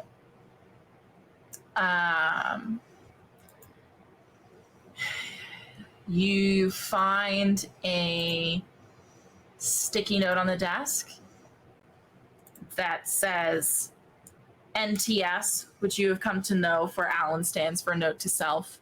And he has hundreds of these sticky notes with NTS and then just the most weird shit after it. All over here, all around this office. And it says NTS, investigate why mine and Corbin's calls aren't going through. Like to each other? You would know based off of the context clues of the conversation you had with Corvin that this would be speaking about the calls to Gideon. Right. Okay. Oh, that's right. That's right. Because they had that whole conversation about service with the synth. I totally forgot about that. Okay. All right. Cool. So I'm gonna make a mental note of that. And then can I look around and see if anything indicates where he's gone? Does he have like a planner or like a calendar that he uses? Interesting. What'd you get on that investigation check? It was a 14. A 14? I think that you find that he has a planner and has nothing written for right now. Okay. Can I ask a Julian character lore question? Sure. Is Alan the type of person who like religiously uses a planner? No. Okay. So that's maybe helpful, maybe not helpful. And then I think the last thing that I want to do is I want to see if there are if anything is missing that it doesn't usually go away. So like if there are any things that, like Alan would like never ever leave the house with because he likes to keep them there for safety or whatever. I think you would notice that there is a packed box that there seems to be like a lot of his more particularly powerful artifacts are pulled off the wall, and you see a packed box with Julian's name on it with most of these artifacts inside of them. Seems like he was intending on giving them to you before you went out on the wild. That seems odd, yes? What about that would be odd? Oh, I think to Julian that would feel like perhaps preparation for a long departure, if not death. It is. So it was set aside for you to go on your quest to the wild. To take with me. Yes. Okay. And I was like, hold on a second. Sorry. No. I It was like misinterpreted. you never came and picked it up. Like you didn't get your last goodbye with you, and so it stayed here. Okay. Right, because I was switching places with Misha instead of going to say goodbye to Alan. Okay. Can I go through it and see if there's anything useful? Yep, a million useful things for life in the wilds. What about for dealing with a potentially corrupt queen in Kyrthys? Less so that, huh? Okay, sure. Are there any notes or anything in there that I can take, like any notebooks? A very heartfelt letter from Alan. I'm going to take that and pocket it, but I'm not going to read it right now. Okay. And then I'm going to make my way over to the bathroom and go inside and flush the toilet and run the water and come out and go, hello? Where did you go? Meanwhile, upstairs we are at Alan's kitchen, and it's a humble kitchen. It is it's like if someone did the fantasy version of buying the majority of food from like the frozen food section. It's all pre-made, and Alan is too busy to cook for himself. So there's a lot of, you can make a really great charcuterie player because charcuterie seems easy for Alan, right? So you find yourself there. You are in the galley of the kitchen, and Corbin has like pulled up a chair to sit at the island facing you. And Corbin says, it's been a second. It has. How have you been? All right. It's not often that you lose most of your friends to a trip to the wilds. How have you been?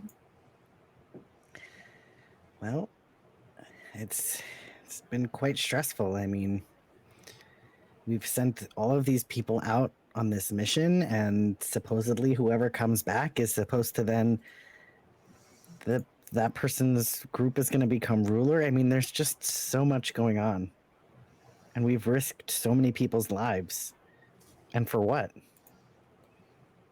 How are you feeling about that? The fact that you might be ruling at the end of all this. It certainly would be interesting. I'm not sure that my mother would like it. She certainly seems to have zero faith in me. I'm not sure that's something you'd like. It certainly would be difficult. I do feel I would face a lot of backlash for some of the decisions that I would want to make. Yeah, mandatory ice cream sundaes, I don't know, would go over as well as you think it would. Perhaps not. But I'm thinking of things far deeper than ice cream. Like what? Change. A member of the Asarov family concerned with change? I mean, change is good every now and then, isn't it? I think it's about time we had some change in Kyrthys. What kind of change are you thinking of? Good change. I'm sure your mother's idea of good change and your idea of good change are quite different. You would absolutely be right about that. We do not see eye to eye. And I'm sure she would be quite shocked to see the things that I have in mind.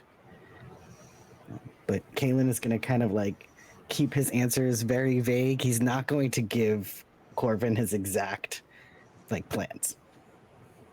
And Corbin's a little gossip hungry, and so I think he was wanting that, but he kind of gets like the hint after a few seconds of prying and kind of nods and looks away and says, all right, well, what food are you making me then? We got meats and cheeses. It's great. Okay, that is not making a meal though. I need you and I to both Listen, it's the middle of the day, Corvin. We don't need a 5-course meal, okay? A little charcuterie board. We have a little snack. We chit chat, you know. Call it a day. What do you want to chit chat about? Do you really not know where Alan is? Not a single clue. Are you concerned? Yeah. If you had to have your wildest guess as to what happened to Alan or where he is, or what do you think? Is he in danger? Hard telling who's in danger these days.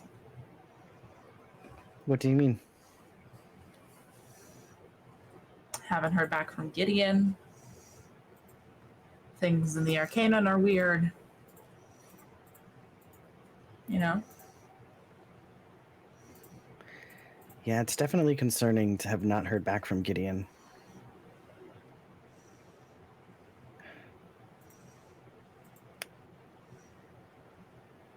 I hope that everybody out in the wilds is okay, but Alan's the only one that I know who's ever come back from the wilds.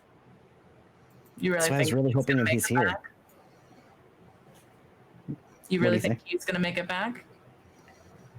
Why'd you even send her anyways? He protected me. Yeah, she stood up for me. Compared to anyone, Key doesn't really hold up. I mean, you're going down your list of people to pick. You mean Why not you?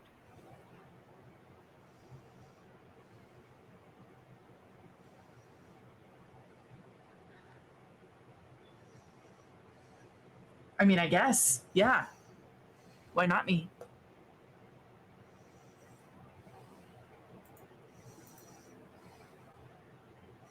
I mean, you said it yourself, Corvin, right? You're far too pretty to go into the wilds.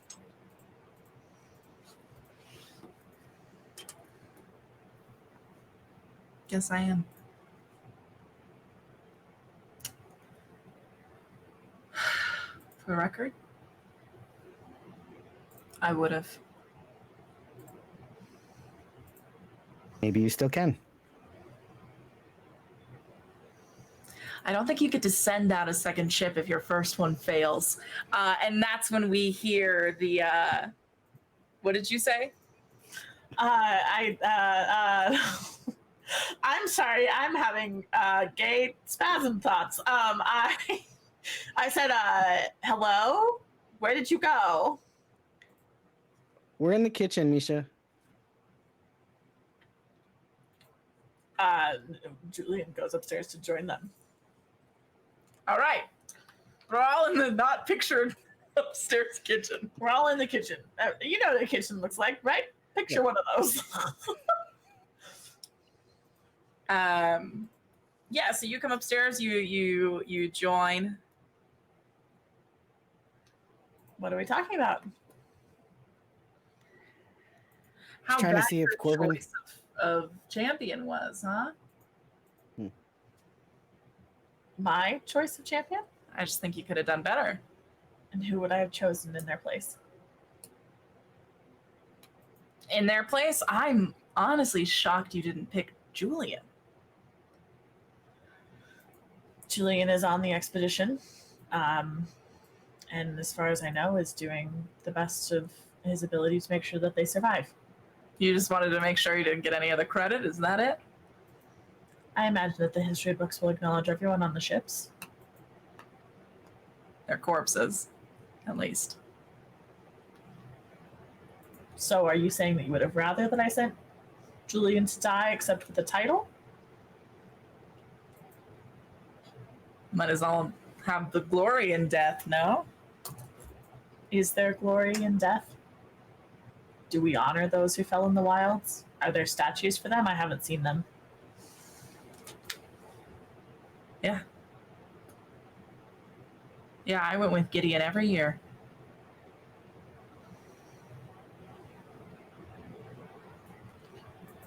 To the little memorial she made in this backyard. Yeah, I went every year.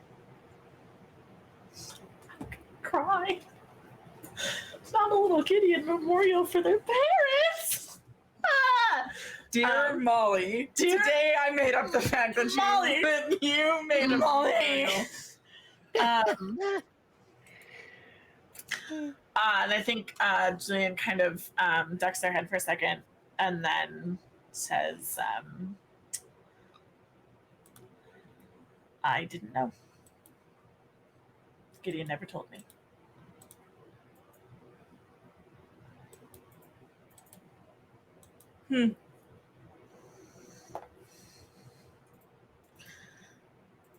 At any rate, if you're so concerned about who went into the wilds, why is it that you aren't on one of the ships?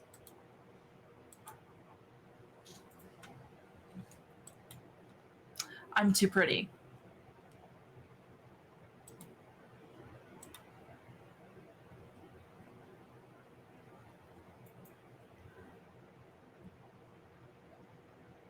I've been called the face of Kyrthys. Kind of have to keep the reputation up.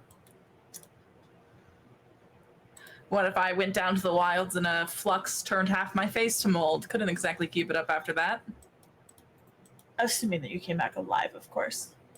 Well, yes. I'd be lucky if I came back alive and with a face full of mold. Mm-hmm. I imagine you would be, as considering some of the other things that could happen to you in the wilds. I'm just saying, perhaps you shouldn't be criticizing me for not sending someone else when I also don't see you on a ship. It's a fair point. Seem fair. I understand.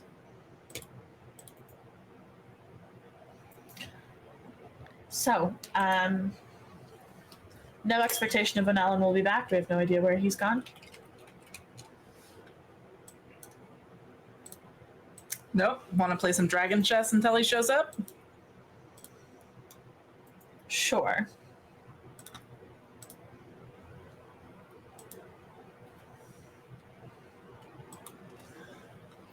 And I think like Julian would know that there's like a very beloved dragon chess like set here in the house, right? That like playing dragon chess is like a big thing here. And you guys can absolutely set up to do that. I think my biggest question is, how long are you willing to wait in this house for Alan? I think Julian would give it. You said it was about noon when we were fighting Clove. Yep. So it's probably about 1 p.m. when you get to Alan's house. I think Julian would honestly give it about an hour for two reasons. Number one being that I don't think that this Clove person would expect them to go to Alan's. And number two, I think he genuinely is like trying to speak to Alan. I think he thinks that that's the only lifeline that they really have right now, because I don't think that he knows who else to trust. Particularly because I don't think he knows Corvin all that well. I think you would know Corvin is like one of the twerps who hung out with Gideon. Yeah, but like I don't know, but I don't like know Corvin. Like I don't trust Corvin. You know what I mean? Like I'm not gonna ask Corvin about Queen Nagata's treachery. What are your thoughts, Kaylin? How well does Kaylin really know Corbin? Maybe you two hooked up. So Intimately. a baseline intimacy for sure. But I think Kaylin was the one not to pursue. I from the vibe I got. Yeah. Yes.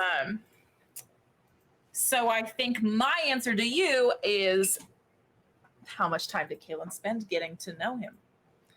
Or was he just kind of another Kyrthys citizen to you?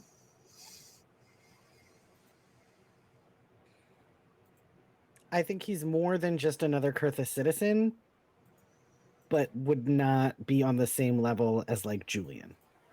Right. So I probably spent a decent amount of time with him, and then kind of like, so kind of like, you know, spent enough time with him to like see what the vibe was, and then decided that the vibe just wasn't right, and so like would not pursue any type of relationship. Well, Corvin is one of the smartest men you've ever met, hands down. Being a law mage is not easy. It's actually one of the hardest things you can do. It's like being a part of like this, it's like becoming a judge, right? There's a lot of bars you have to clear to get there. And Corvin has done it at a young age and at sacrifice to pretty much having relationships deeper than being the heart of a party, right? So he plays hard and he works hard, but no one's really close to him because he's busy doing both of those things. Does he know him well enough that he could really trust him? Or is there a role that I could do to see how trustworthy he is? You know that Corvin is pretty devout. So trustworthy in maybe the sense that like being devout to him means being trustworthy, but also like, you know, that in his time as a law mage, he's probably made more progressive strides in Kyrthys's government than you have as a member of royalty.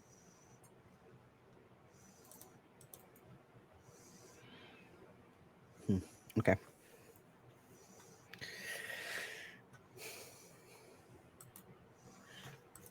And I will say, an hour passes with no sign of Alan.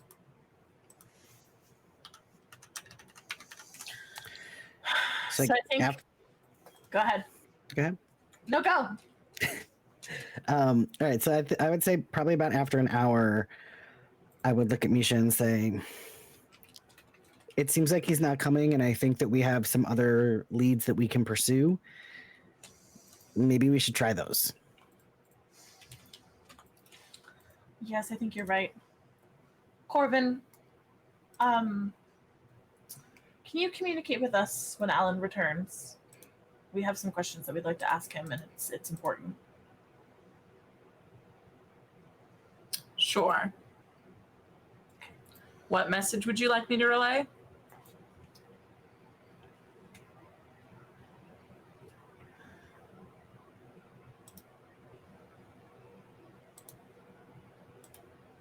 I'm thinking,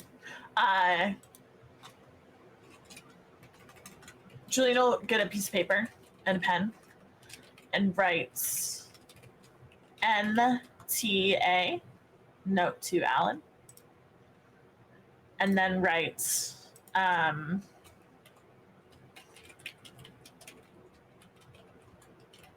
need to explain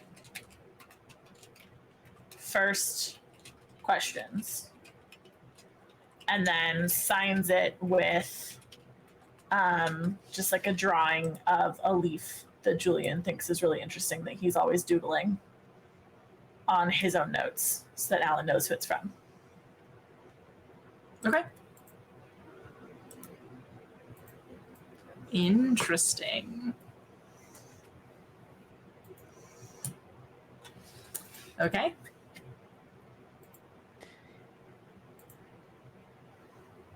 Misha, we've had a lot that we've done today. I think let's go find somewhere to take a nap.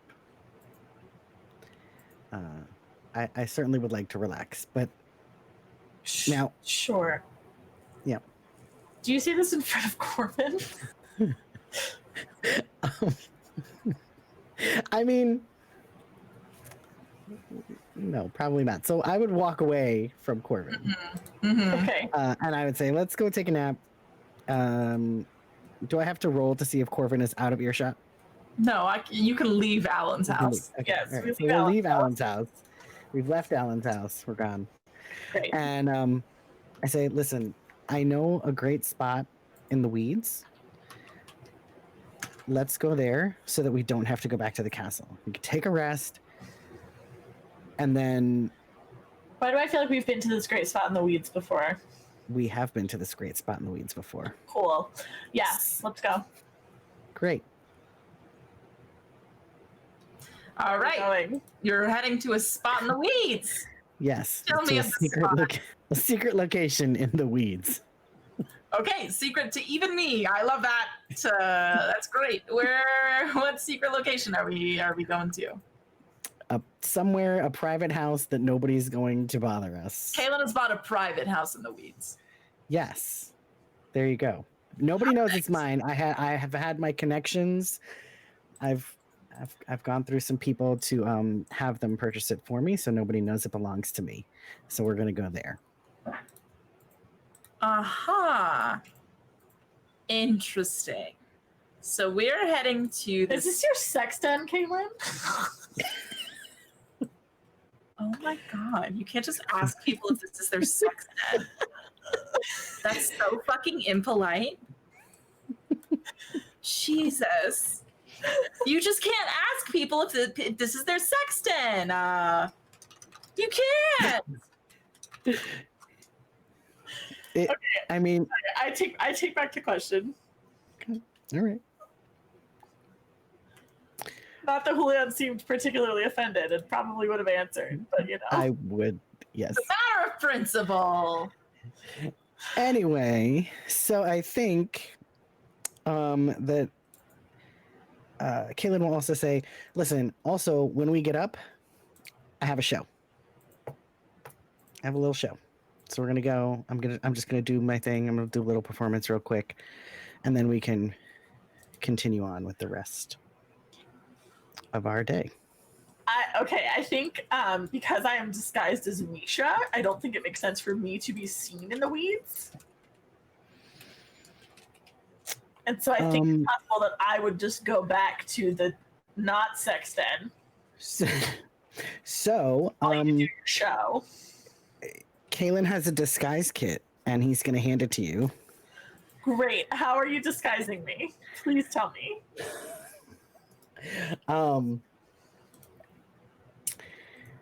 We're gonna give a whole different vibe. So it's gonna be a weeds vibe, you know, like what do artists wear? Things that artists might wear. You'll just fit right in with the rest of the people in the weeds. So I'm picturing like the hair color probably changes to like a dark blue. It's like spiky. Probably wearing like a combination like velvet and leather kind of funky getup with like plaid pants and a big hat. Love it. Great. And to clarify, no, the show is elsewhere. It's at a venue, not in the sex den. I have no questions. I know that you're just chat, but Yes.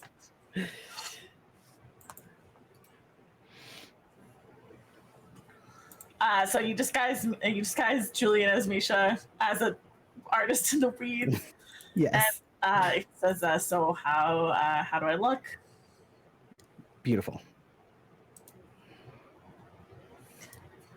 I think Julian kind of like just looks away. There's a little bit of gay panic, I think, and he just looks away.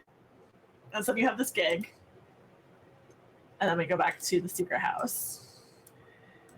Yeah, let's that or we'll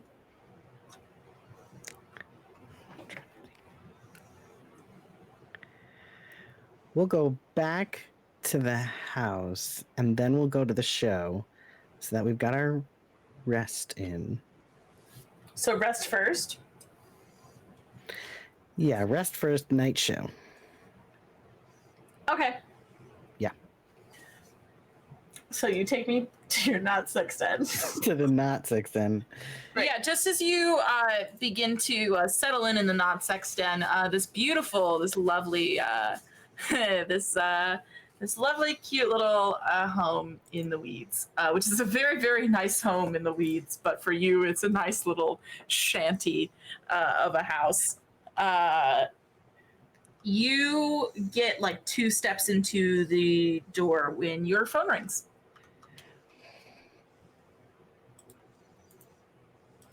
Do I have caller ID? You do. It's Zara.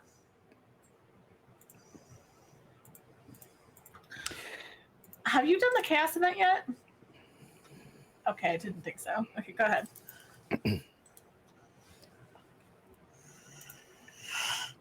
I pick up the phone. Kaylin? Yes, Lara. Yeah, hi. I'm here with Mom, and she's waiting for you.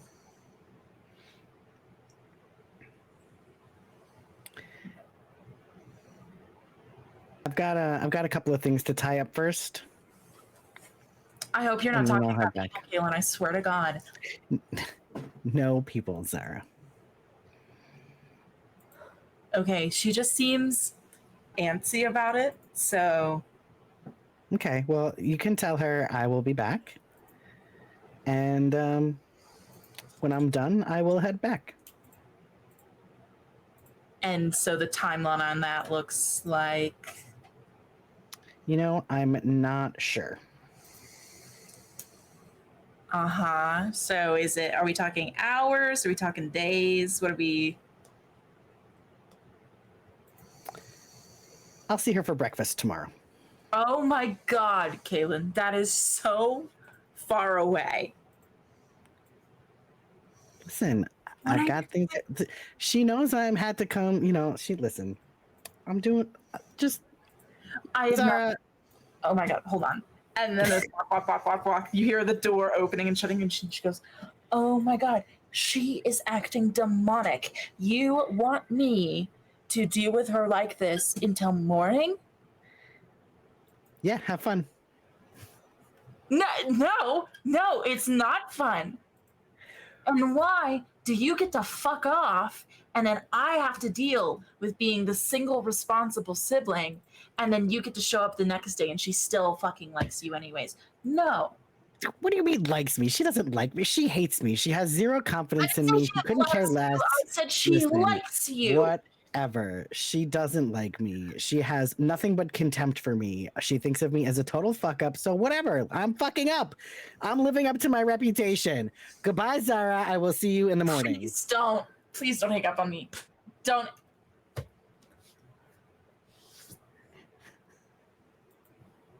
Interesting that she doesn't call Misha though. Your stone starts to ring. Okay. It's like 10 seconds. And I look at Kaylin and I slowly pick up the phone. Hello? Hi. Hi, Zara. Mish. I need you to bring Kaylin home, or at least like the finished job home. Because mom's being a lot. I'm not with Kaylin, and unfortunately, the job was not finished because I the think guy you're lying. never showed up. I think you're standing right next to Kaylin right now, and that he's asking you to pretend like you're not there because you've been doing that since we were 6. The guy never showed up. We didn't finish the job. What do you mean the guy never showed up? You didn't do the job. He didn't show up. I'm literally searching through Kyrthys for him right now. Roll a deception check. Okay. Imagine. Okay. My deception is a 2, or my modifier is a 2.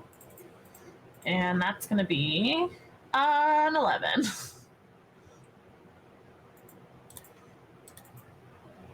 Okay, well, she rolls with advantage because of something that she has. She has a 12. So, I think after a long second, Zara says, "Hey, Mish." Zara. So, if we want to walk through what would have actually had happened if you had gone to do a job for mom and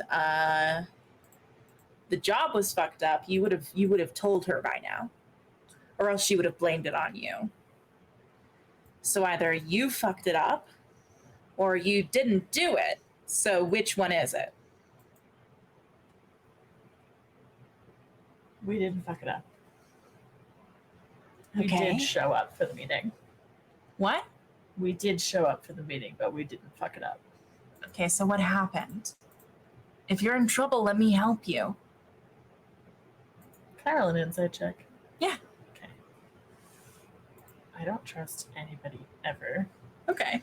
That's what I have learned from playing D&D with All you. right. Is it's better not to trust anybody ever. That's a 6. Yeah, you're like Seamus. I think like Julian is like, I have to play into the sibling dynamic, and so trust or no trust, you have to make sure you're selling sibling. Sure. Sarah, I don't need your help. Everything's fine. Okay, that's new.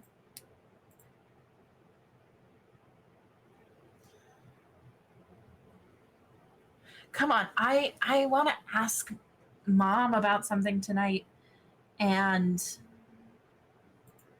well, I want to tell her about something, and it would be nice if she wasn't in a terrible mood for it. What do you want to tell mom about?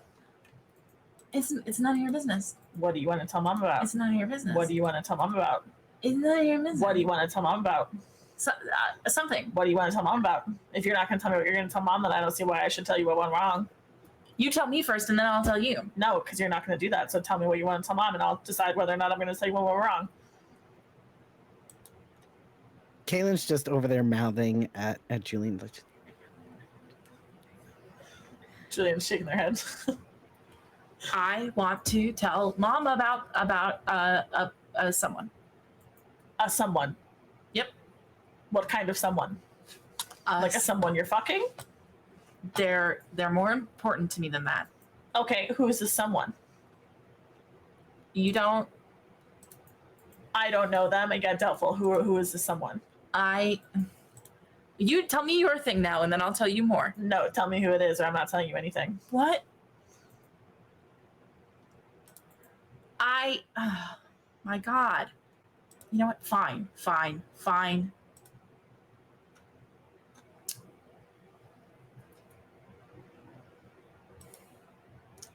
I just want to go official with them, and I was hoping to get Mom's approval to do so.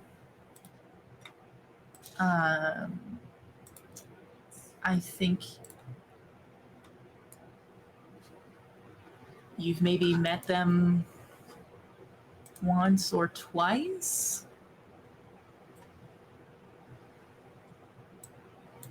And their name is... Well, their name is Clove.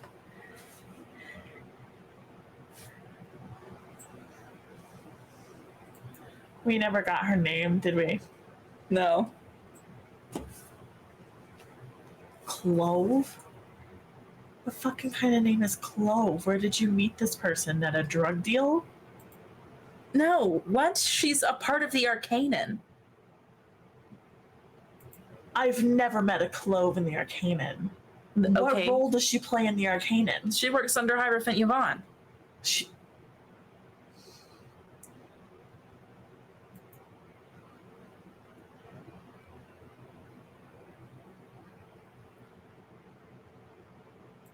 Okay, well, I was telling Shoot the first time. The guy never showed up. So I'll talk to you later, Zara. And then Julian hangs up the phone. And then looks at Kaylin and says, do you know somebody named Clove in the Arcanon works under Hierophant Yvonne? Who the fuck is Clove? I've never heard that name in my Apparently life. your sister is dating her and wants to go official but needs your mom's approval. That's very suspicious. No, that doesn't sound like Zara. Do you think it was Zara?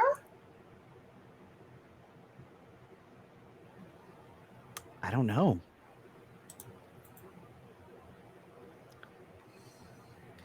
Okay, let's just, you know what? I think Julian takes a big breath and then like touches Kaylin on the arm and says, we should get some rest. We should. Expended a lot of energy in that fight. Yes. And whether we stay on Kyrthys or not, we should have our full faculties. I agree. Okay. And it's certainly nice to have you in a disguise so that you don't have to look like Misha. I think Julian kind of smirks at that. And then says, oh, ulterior your motives. I see how it is. But like takes Kaylin's hand and like drags him off to the bedroom of the secret sexton house. Yes. Perfect. So how many hours do you rest in this house for? Can we take a long rest? Can we do a full 8 so we can recover our spell slots and our hit points? Yes. You take an 8-hour rest, and the sun sets over Kyrthys, and just as the last bit of sun sets over the artificial horizon, one of you wakes first. Who is the first one of you to wake? I wake up first. All right, you wake up first, and there are 16 calls on your cell phone. Jesus Christ. And so who are they from? 2 are from your mother. 3 are from your sister. 10 are from Hierophant, from just the Arcanon in general, from one of the Arcanon phone lines. And 1 is from... That's because I said 16 calls, right? That final one is directly from Hierophant Yvonne.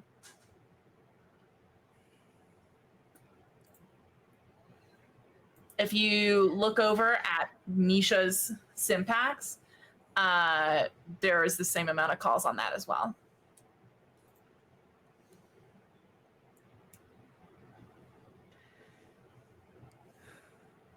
There are also one unread text message. Do you choose to read it?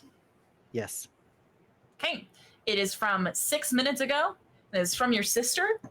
And it says, I'm not waiting for you. If they announced, I want to know who it is.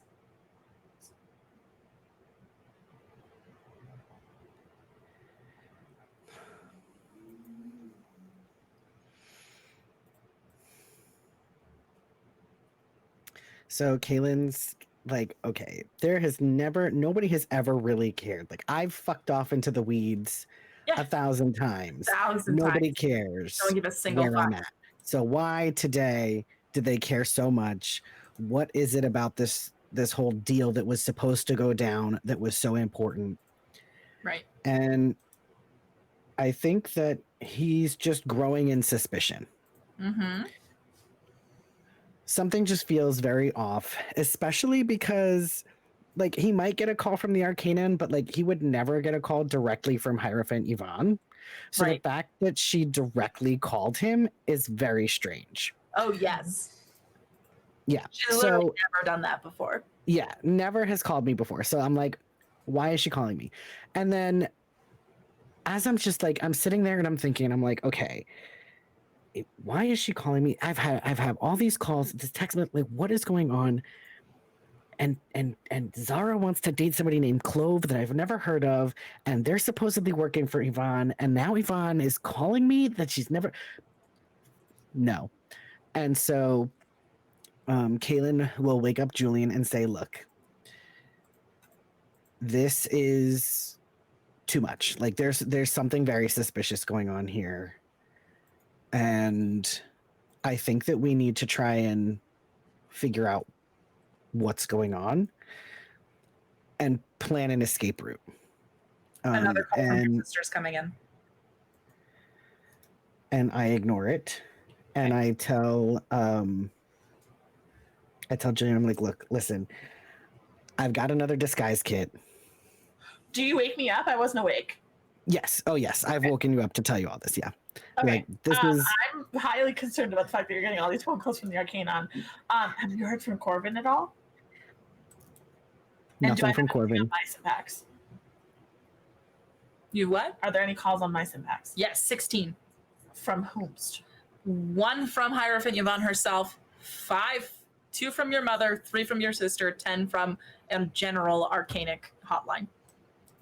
Okay, I also have a ton of calls. I mean, I doubt that they'll figure out that we're together, although they must assume that we are because we were sent out. But what? I think about an announcement. Misha, a call's coming in from your sister on your Simpacts. Who's calling? Kaylin? This is after Kaylin ignored the call. Oh, okay, Kaylin ignores the call and it's coming in for me. I'm gonna pick up the phone. Finally! You have to come to the astronomy tower. Why? Because apparently one of the teams came back. Why the astronomy tower? That doesn't make any sense. It's where they are. It's where they're announcing it. I'm on my way. Zara, that doesn't make any sense. We would be meeting them at the docks. They don't want to announce it yet. The whole city could go into uprising the second they know who it is. Of course it was undercover. I'm at the docks. Of course it wouldn't be at the docks. I'm going to the astrology tower, and if I meet you there... Is it not going to look odd that there's a sky ship just floating near the astronomy tower? That doesn't make any sense. Zara, what's going on? Oh my God, there's not. It was disguised. What are you... Stop being weird. I'm not being weird. You're the one who's telling me to come to the astronomy tower for the announcement of who's going to be the next ruler because one of the ships has come back. Which ship? I'm going to find out. They won't tell me. I don't think that makes any sense, Zara. It would be happening at the docks. Who told you to go to the astronomy tower? It wouldn't be happening at the docks because... Who told you to go to the astronomy tower? Oh my God, the entire... The crown, our parents, and also all of the Hierophants. I think that literally all of the Hierophants are literally waiting at the astronomy tower. Zara, and I will go and I will represent all of us as siblings. Zara, that doesn't make any sense. Can you wait for 10 minutes? Yeah, at the astronomy tower. And if you're not there, I'm gonna go Zara, find out who's ruling. And it's probably going to be me. Zara, See you soon. Zara. Oh, sorry. I'm never the one who hangs up on you both. But this time, yeah, it's happening. She hangs up. Julian hangs up his Simpax and looks at Caitlin and says, she said to meet her at the astronomy tower because one of the ships has returned and that's where they're making the announcement. None of that makes sense with anything that I know about Kyrthian history. No, it does not make sense. It only makes me more suspicious than I already was. Here's my thought. This house will be safe. We leave our Simpaxes here. We go pick up burner Simpaxes. I'll put on the other disguise. We can go and see if we can get any information from by the astronomy tower. We can just walk by. Nobody will know who we are. Okay. That way we can try to get some information. Hopefully we'll hear something. And if we don't hear something, I think the plan is to be on that ship at midnight. The random messenger ship from Terrapine? It's probably going back to Terrapine. Do you want to go to Terrapine? Got to figure out why Kyrthys is making a deal with Terrapine, right? Okay. What about Alan? Well, we still haven't heard from him, and hopefully Corvin will give him the message. Hopefully they'll be able to get in touch with us. How are they going to do that if we don't have our Simpaxes?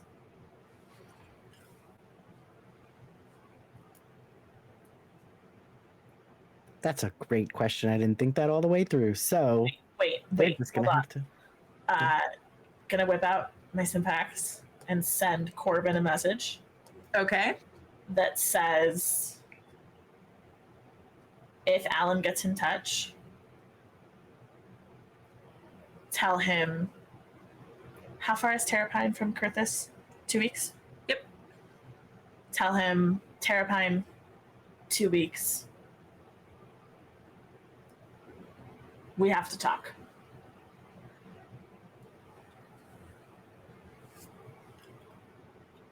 And then closes his Simpax, looks at Kaelin and says, okay. Let's go. So we enact our plan. We put on the disguise, we get burner Simpaxes, and we go to the astronomy tower. All right. You are hustling to one of the astronomy towers in the Arcanum, all the way from the reeds. So you could like haul ass and run, and it'd still take you a half hour. So it is a grueling wait. And when you get to the base of the tower, you do not see Zara at all. But it looks like the door to the tower is unlocked, and there seems to be quite a few just Arcanic members wandering around if you'd like to get some of their attentions. Do I see Alan anywhere? Roll a perception check. Okay. We'll also roll perception. Good call, bestie.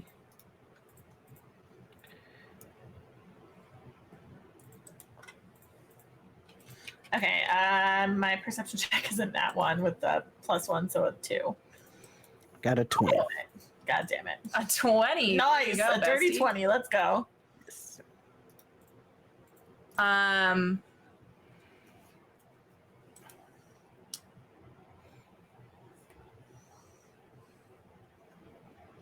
None of the Hierophants are here in this building.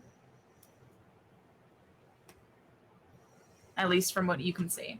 You can't see the top of the tower from here. So they could all be there, but you don't see any Hierophants around.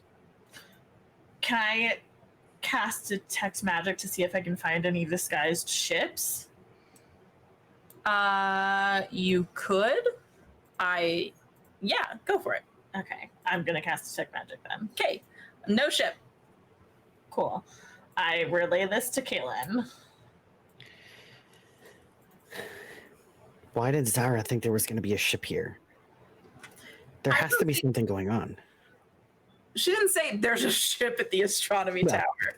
She says that a ship came back. It was cloaked, and that they're announcing which ship came back in the astronomy tower. there doesn't seem to be nearly enough people here for a full announcement. So Zara had to be wrong. This just doesn't feel right. Can you call her?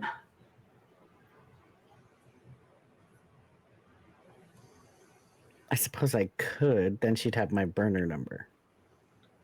We can leave it. We won't use mine yet. Okay, sure. We can leave the burner here. Let's go. So I call Zara. It's a random number. Yes. Okay. I'm gonna roll a d20. 10 and up, she picks up. 10 and down, she doesn't.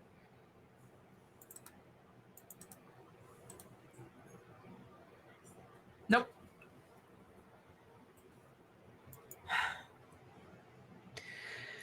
Well, we can go up into the astronomy tower and we can take a look around, or we can head towards the docks.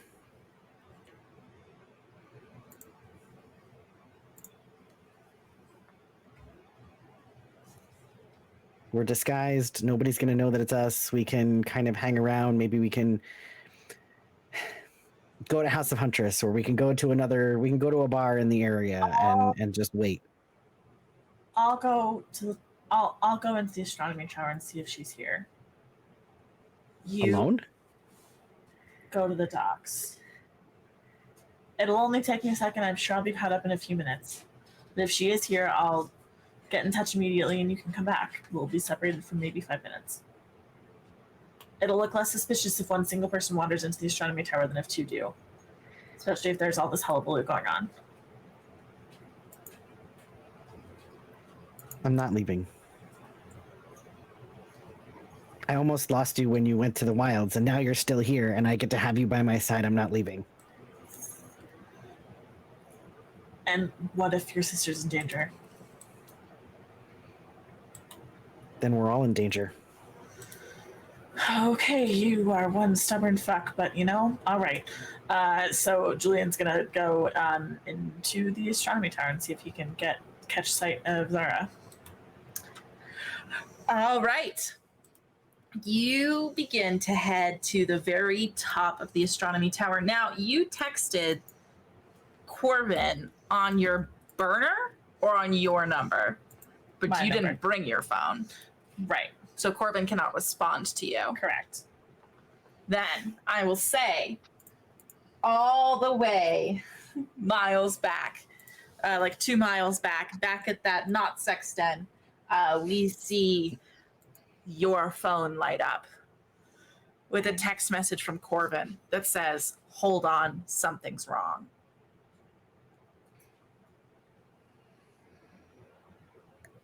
I think something's going down.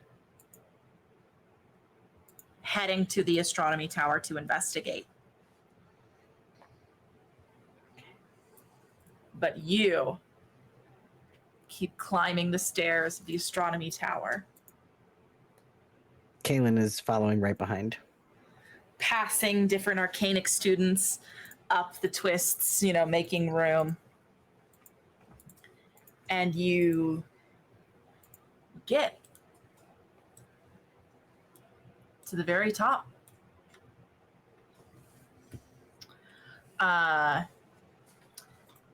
So this astronomy tower is beautiful.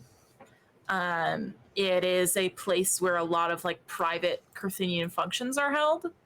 Sorry, and by Kyrthian, I meant to say arcanic.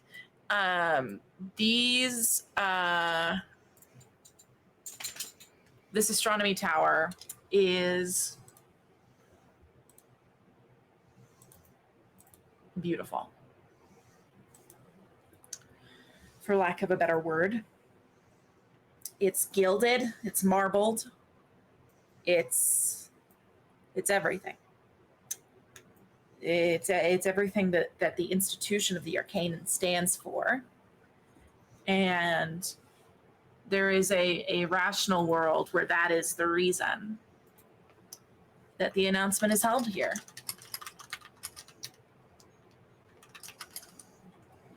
And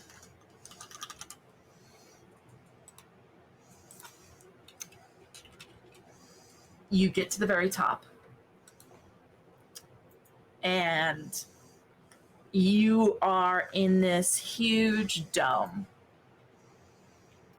this glass top with this swirling concentric magic center, this orb that spins around, catching the different stars. You know that many students spend countless nights in here just gazing at the stars, using the charts that are part of these murals to help interpret these texts. And you see at the very edge, Zara, standing in this tunnel,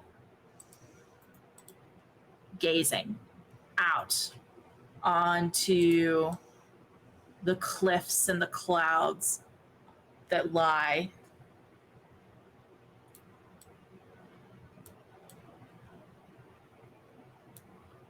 I'm sorry, did you say that she's standing in a puddle?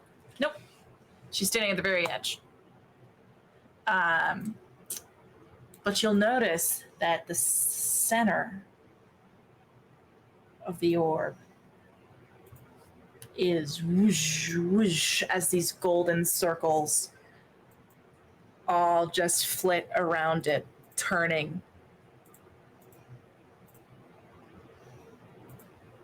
That the scraping noise as this metal turns and grinds it against each other is starting to slow. Whoosh, whoosh, whoosh. This is what you see as you enter through the door. Can we see Zara from where we're standing? Mm-hmm. You see her all the way across. Why is she standing over there by herself like that? I have no idea. She likes you better. She doesn't like Misha. She We're hears not- you talking and whips her head around and says, "It took you long enough. They told me to wait for you. Do you know how long I've been waiting for?" Wait, we're Told you to wait we're in for- disguise. Oh, we're in you disguise. are. Sorry, we are in How disguise. convincing is this disguise to your sibling? Can she look at you and be like, those are my siblings. Weird clothes." Probably. Okay, great. Okay. She says, "And what are you wearing? They're gonna write in history books about this moment. And you're dressed like you're about to do improv." Zara, who told you to wait for us? Hierophant Yvonne. We just spoke on the phone not half an hour ago. Do you remember? I know, that? she made me wait that whole half hour after I was here. No, Zara, I told you not to come here. And since when do I listen to you? Since when do you listen to Hierophant Yvonne? Always? None of us like her. She's a terrible, terrible person.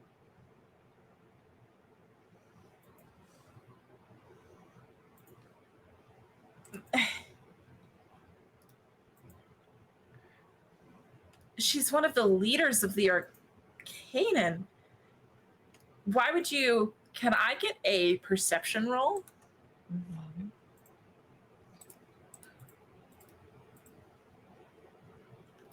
Wait, I think that's my perception modifier. Hold on, I'm so sorry. Yes, I was correct. So that was a 6 for me. Oh, I got a nat 20, and that's a 26. Yeah, Caitlin. Perfect. Kaylin, you begin to hear this clawing and scraping sound pick up.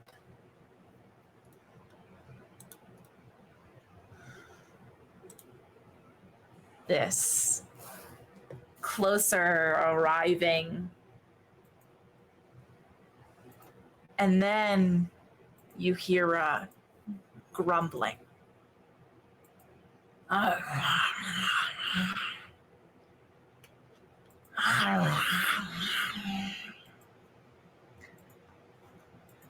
And it's coming from this center. This orb slows to a stop. And then I am going to fissures.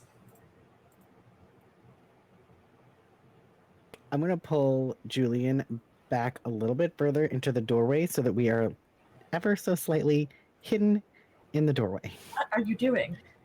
Just trust me. Whatever this is, do you really wanted to see us?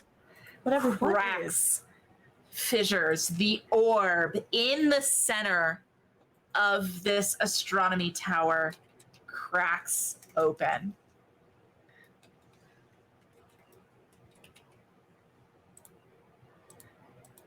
And tens,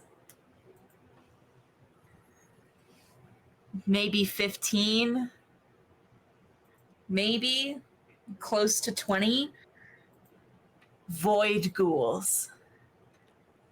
Oh shit. Come piling out.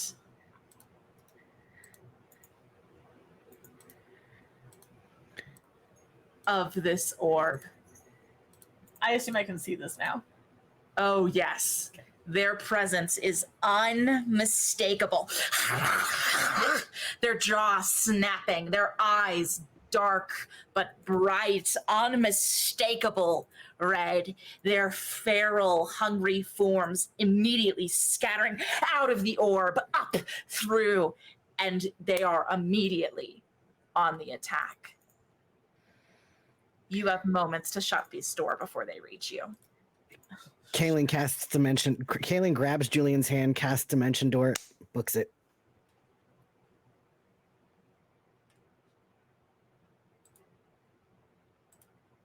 "500 feet away." That'll get you to the bottom of the tower. Great. And then we run.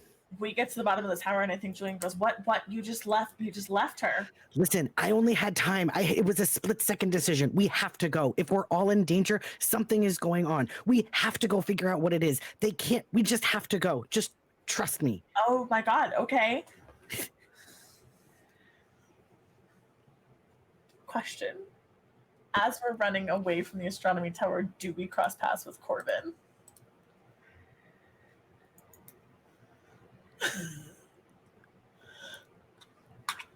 You know,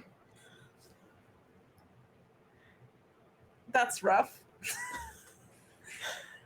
Oh, there goes some of my plans. All right. Yeah, you get to the bottom and you're in the bottom of the tower and you start running out and you see Corvin running in. Corbin! Oh, there you are. Listen, I think something's wrong. Yeah, there's void ghouls at the top of the tower. We have to go. And then you hear a piercing "Ah!" from up at the top of the tower, and then you hear screams. The Wilds! They're here! We gotta go.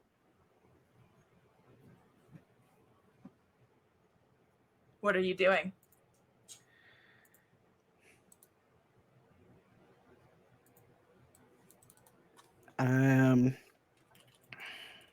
Kaylin is debating either going back to the house in the weeds to take a minute and figure things out, or just head right to the docks and wait it out, find out what ship is going to be taken off to go to Terrapine. Because he knows that if Kyrthys and Terrapine are trying to make some deal, the Wilds is breaking through, like something big is happening. And it kind of feels like this culmination of every little teeny tiny piece of distrust that he has ever had for his whole life, growing up in the castle, growing up with his parents, like just everything has kind of culminated in this moment. And he's like, fuck. I think Julian says, like, Meter, forgive me.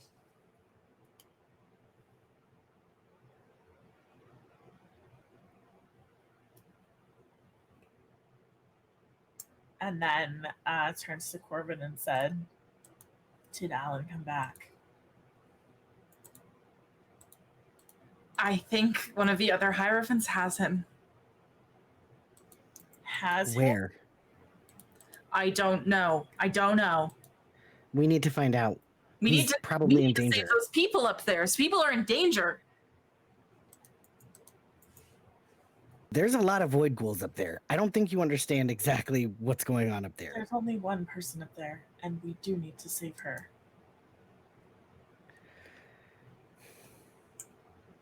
Kaylin. Here's the thing, Julian. You're a wilds expert. Yeah. You know how fast this goes.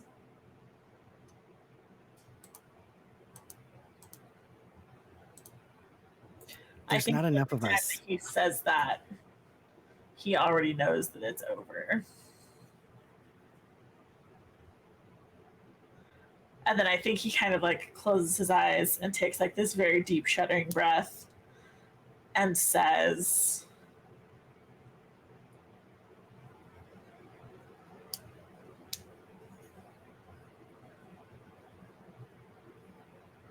"I hope you can live with that decision, Kaylin Otzarov."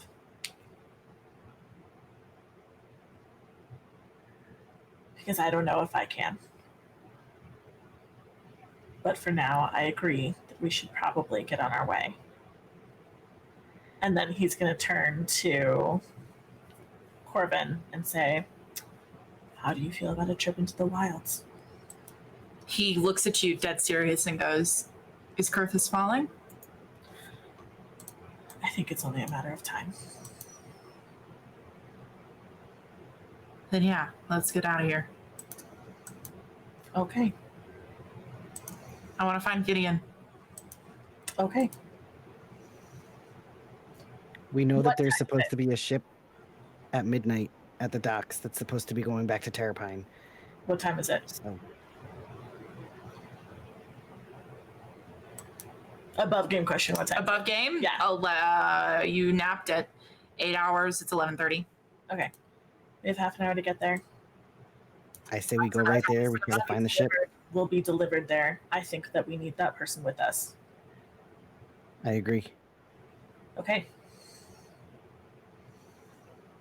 Corbin, do you have your syntax with you? Yeah. Great. Can I have it for a moment? They're going to smash it on the ground.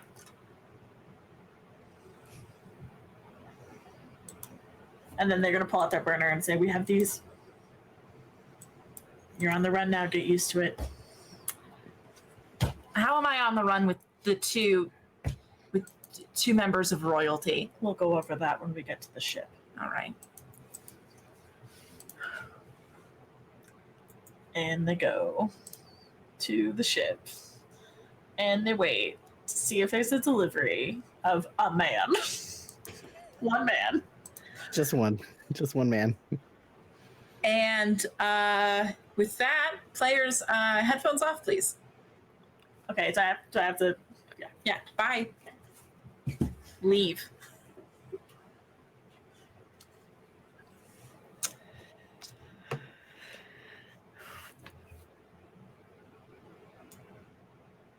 And while our heroes board a ship, we stay in Kyrthys.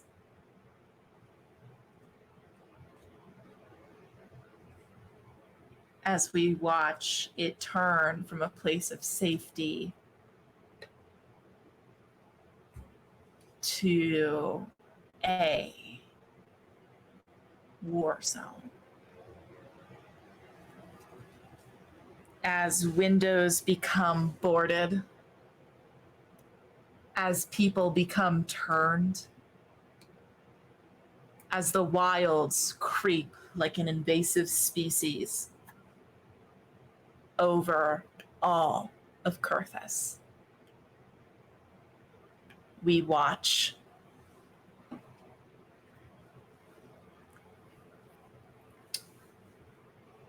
as Hierophant Yvonne stands, arms crossed, from a different tower in the Arcanon, looking down at the city streets.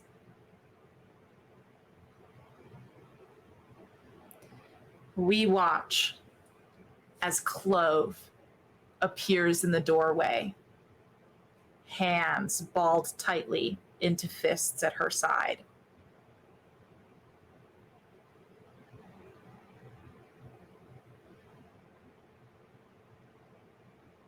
And Clove goes, "You said she didn't have to die." And Hierophant Yvonne turns and looks at her and goes, "Oh, that? I lied." And I think that is where we're going to end tonight's session. So go ahead and come on back, Julian.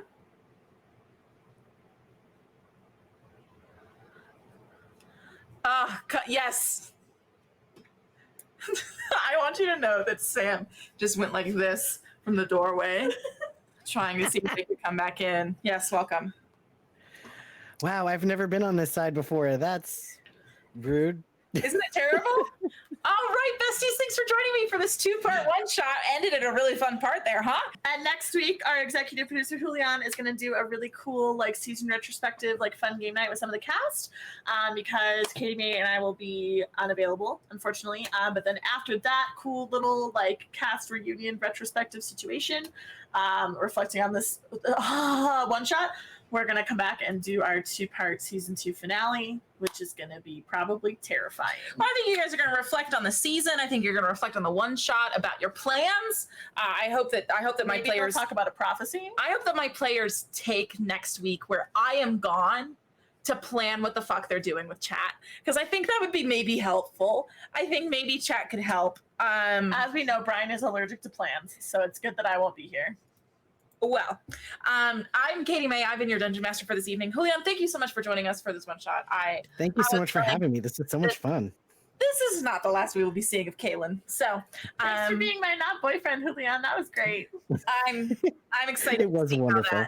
How that unwraps. People are already talking in Discord about what happened, and I think that if you're looking to decompress about all that, that would be a good way to play. That'd be a good place to go. So remember to check out our Discord, hang out there during the week. We're going to be here for 3 more Saturdays before our little break. So we will drop us questions and ask us anything, and we will talk about that next week. Ooh, we will. Yeah, we'll ask us questions and ask us anything. We'll just go through them next week. Yeah, we'll post about it there too. But for that, God Slayers, until I see you again, keep on slaying. I'll see you next time. Bye. Bye.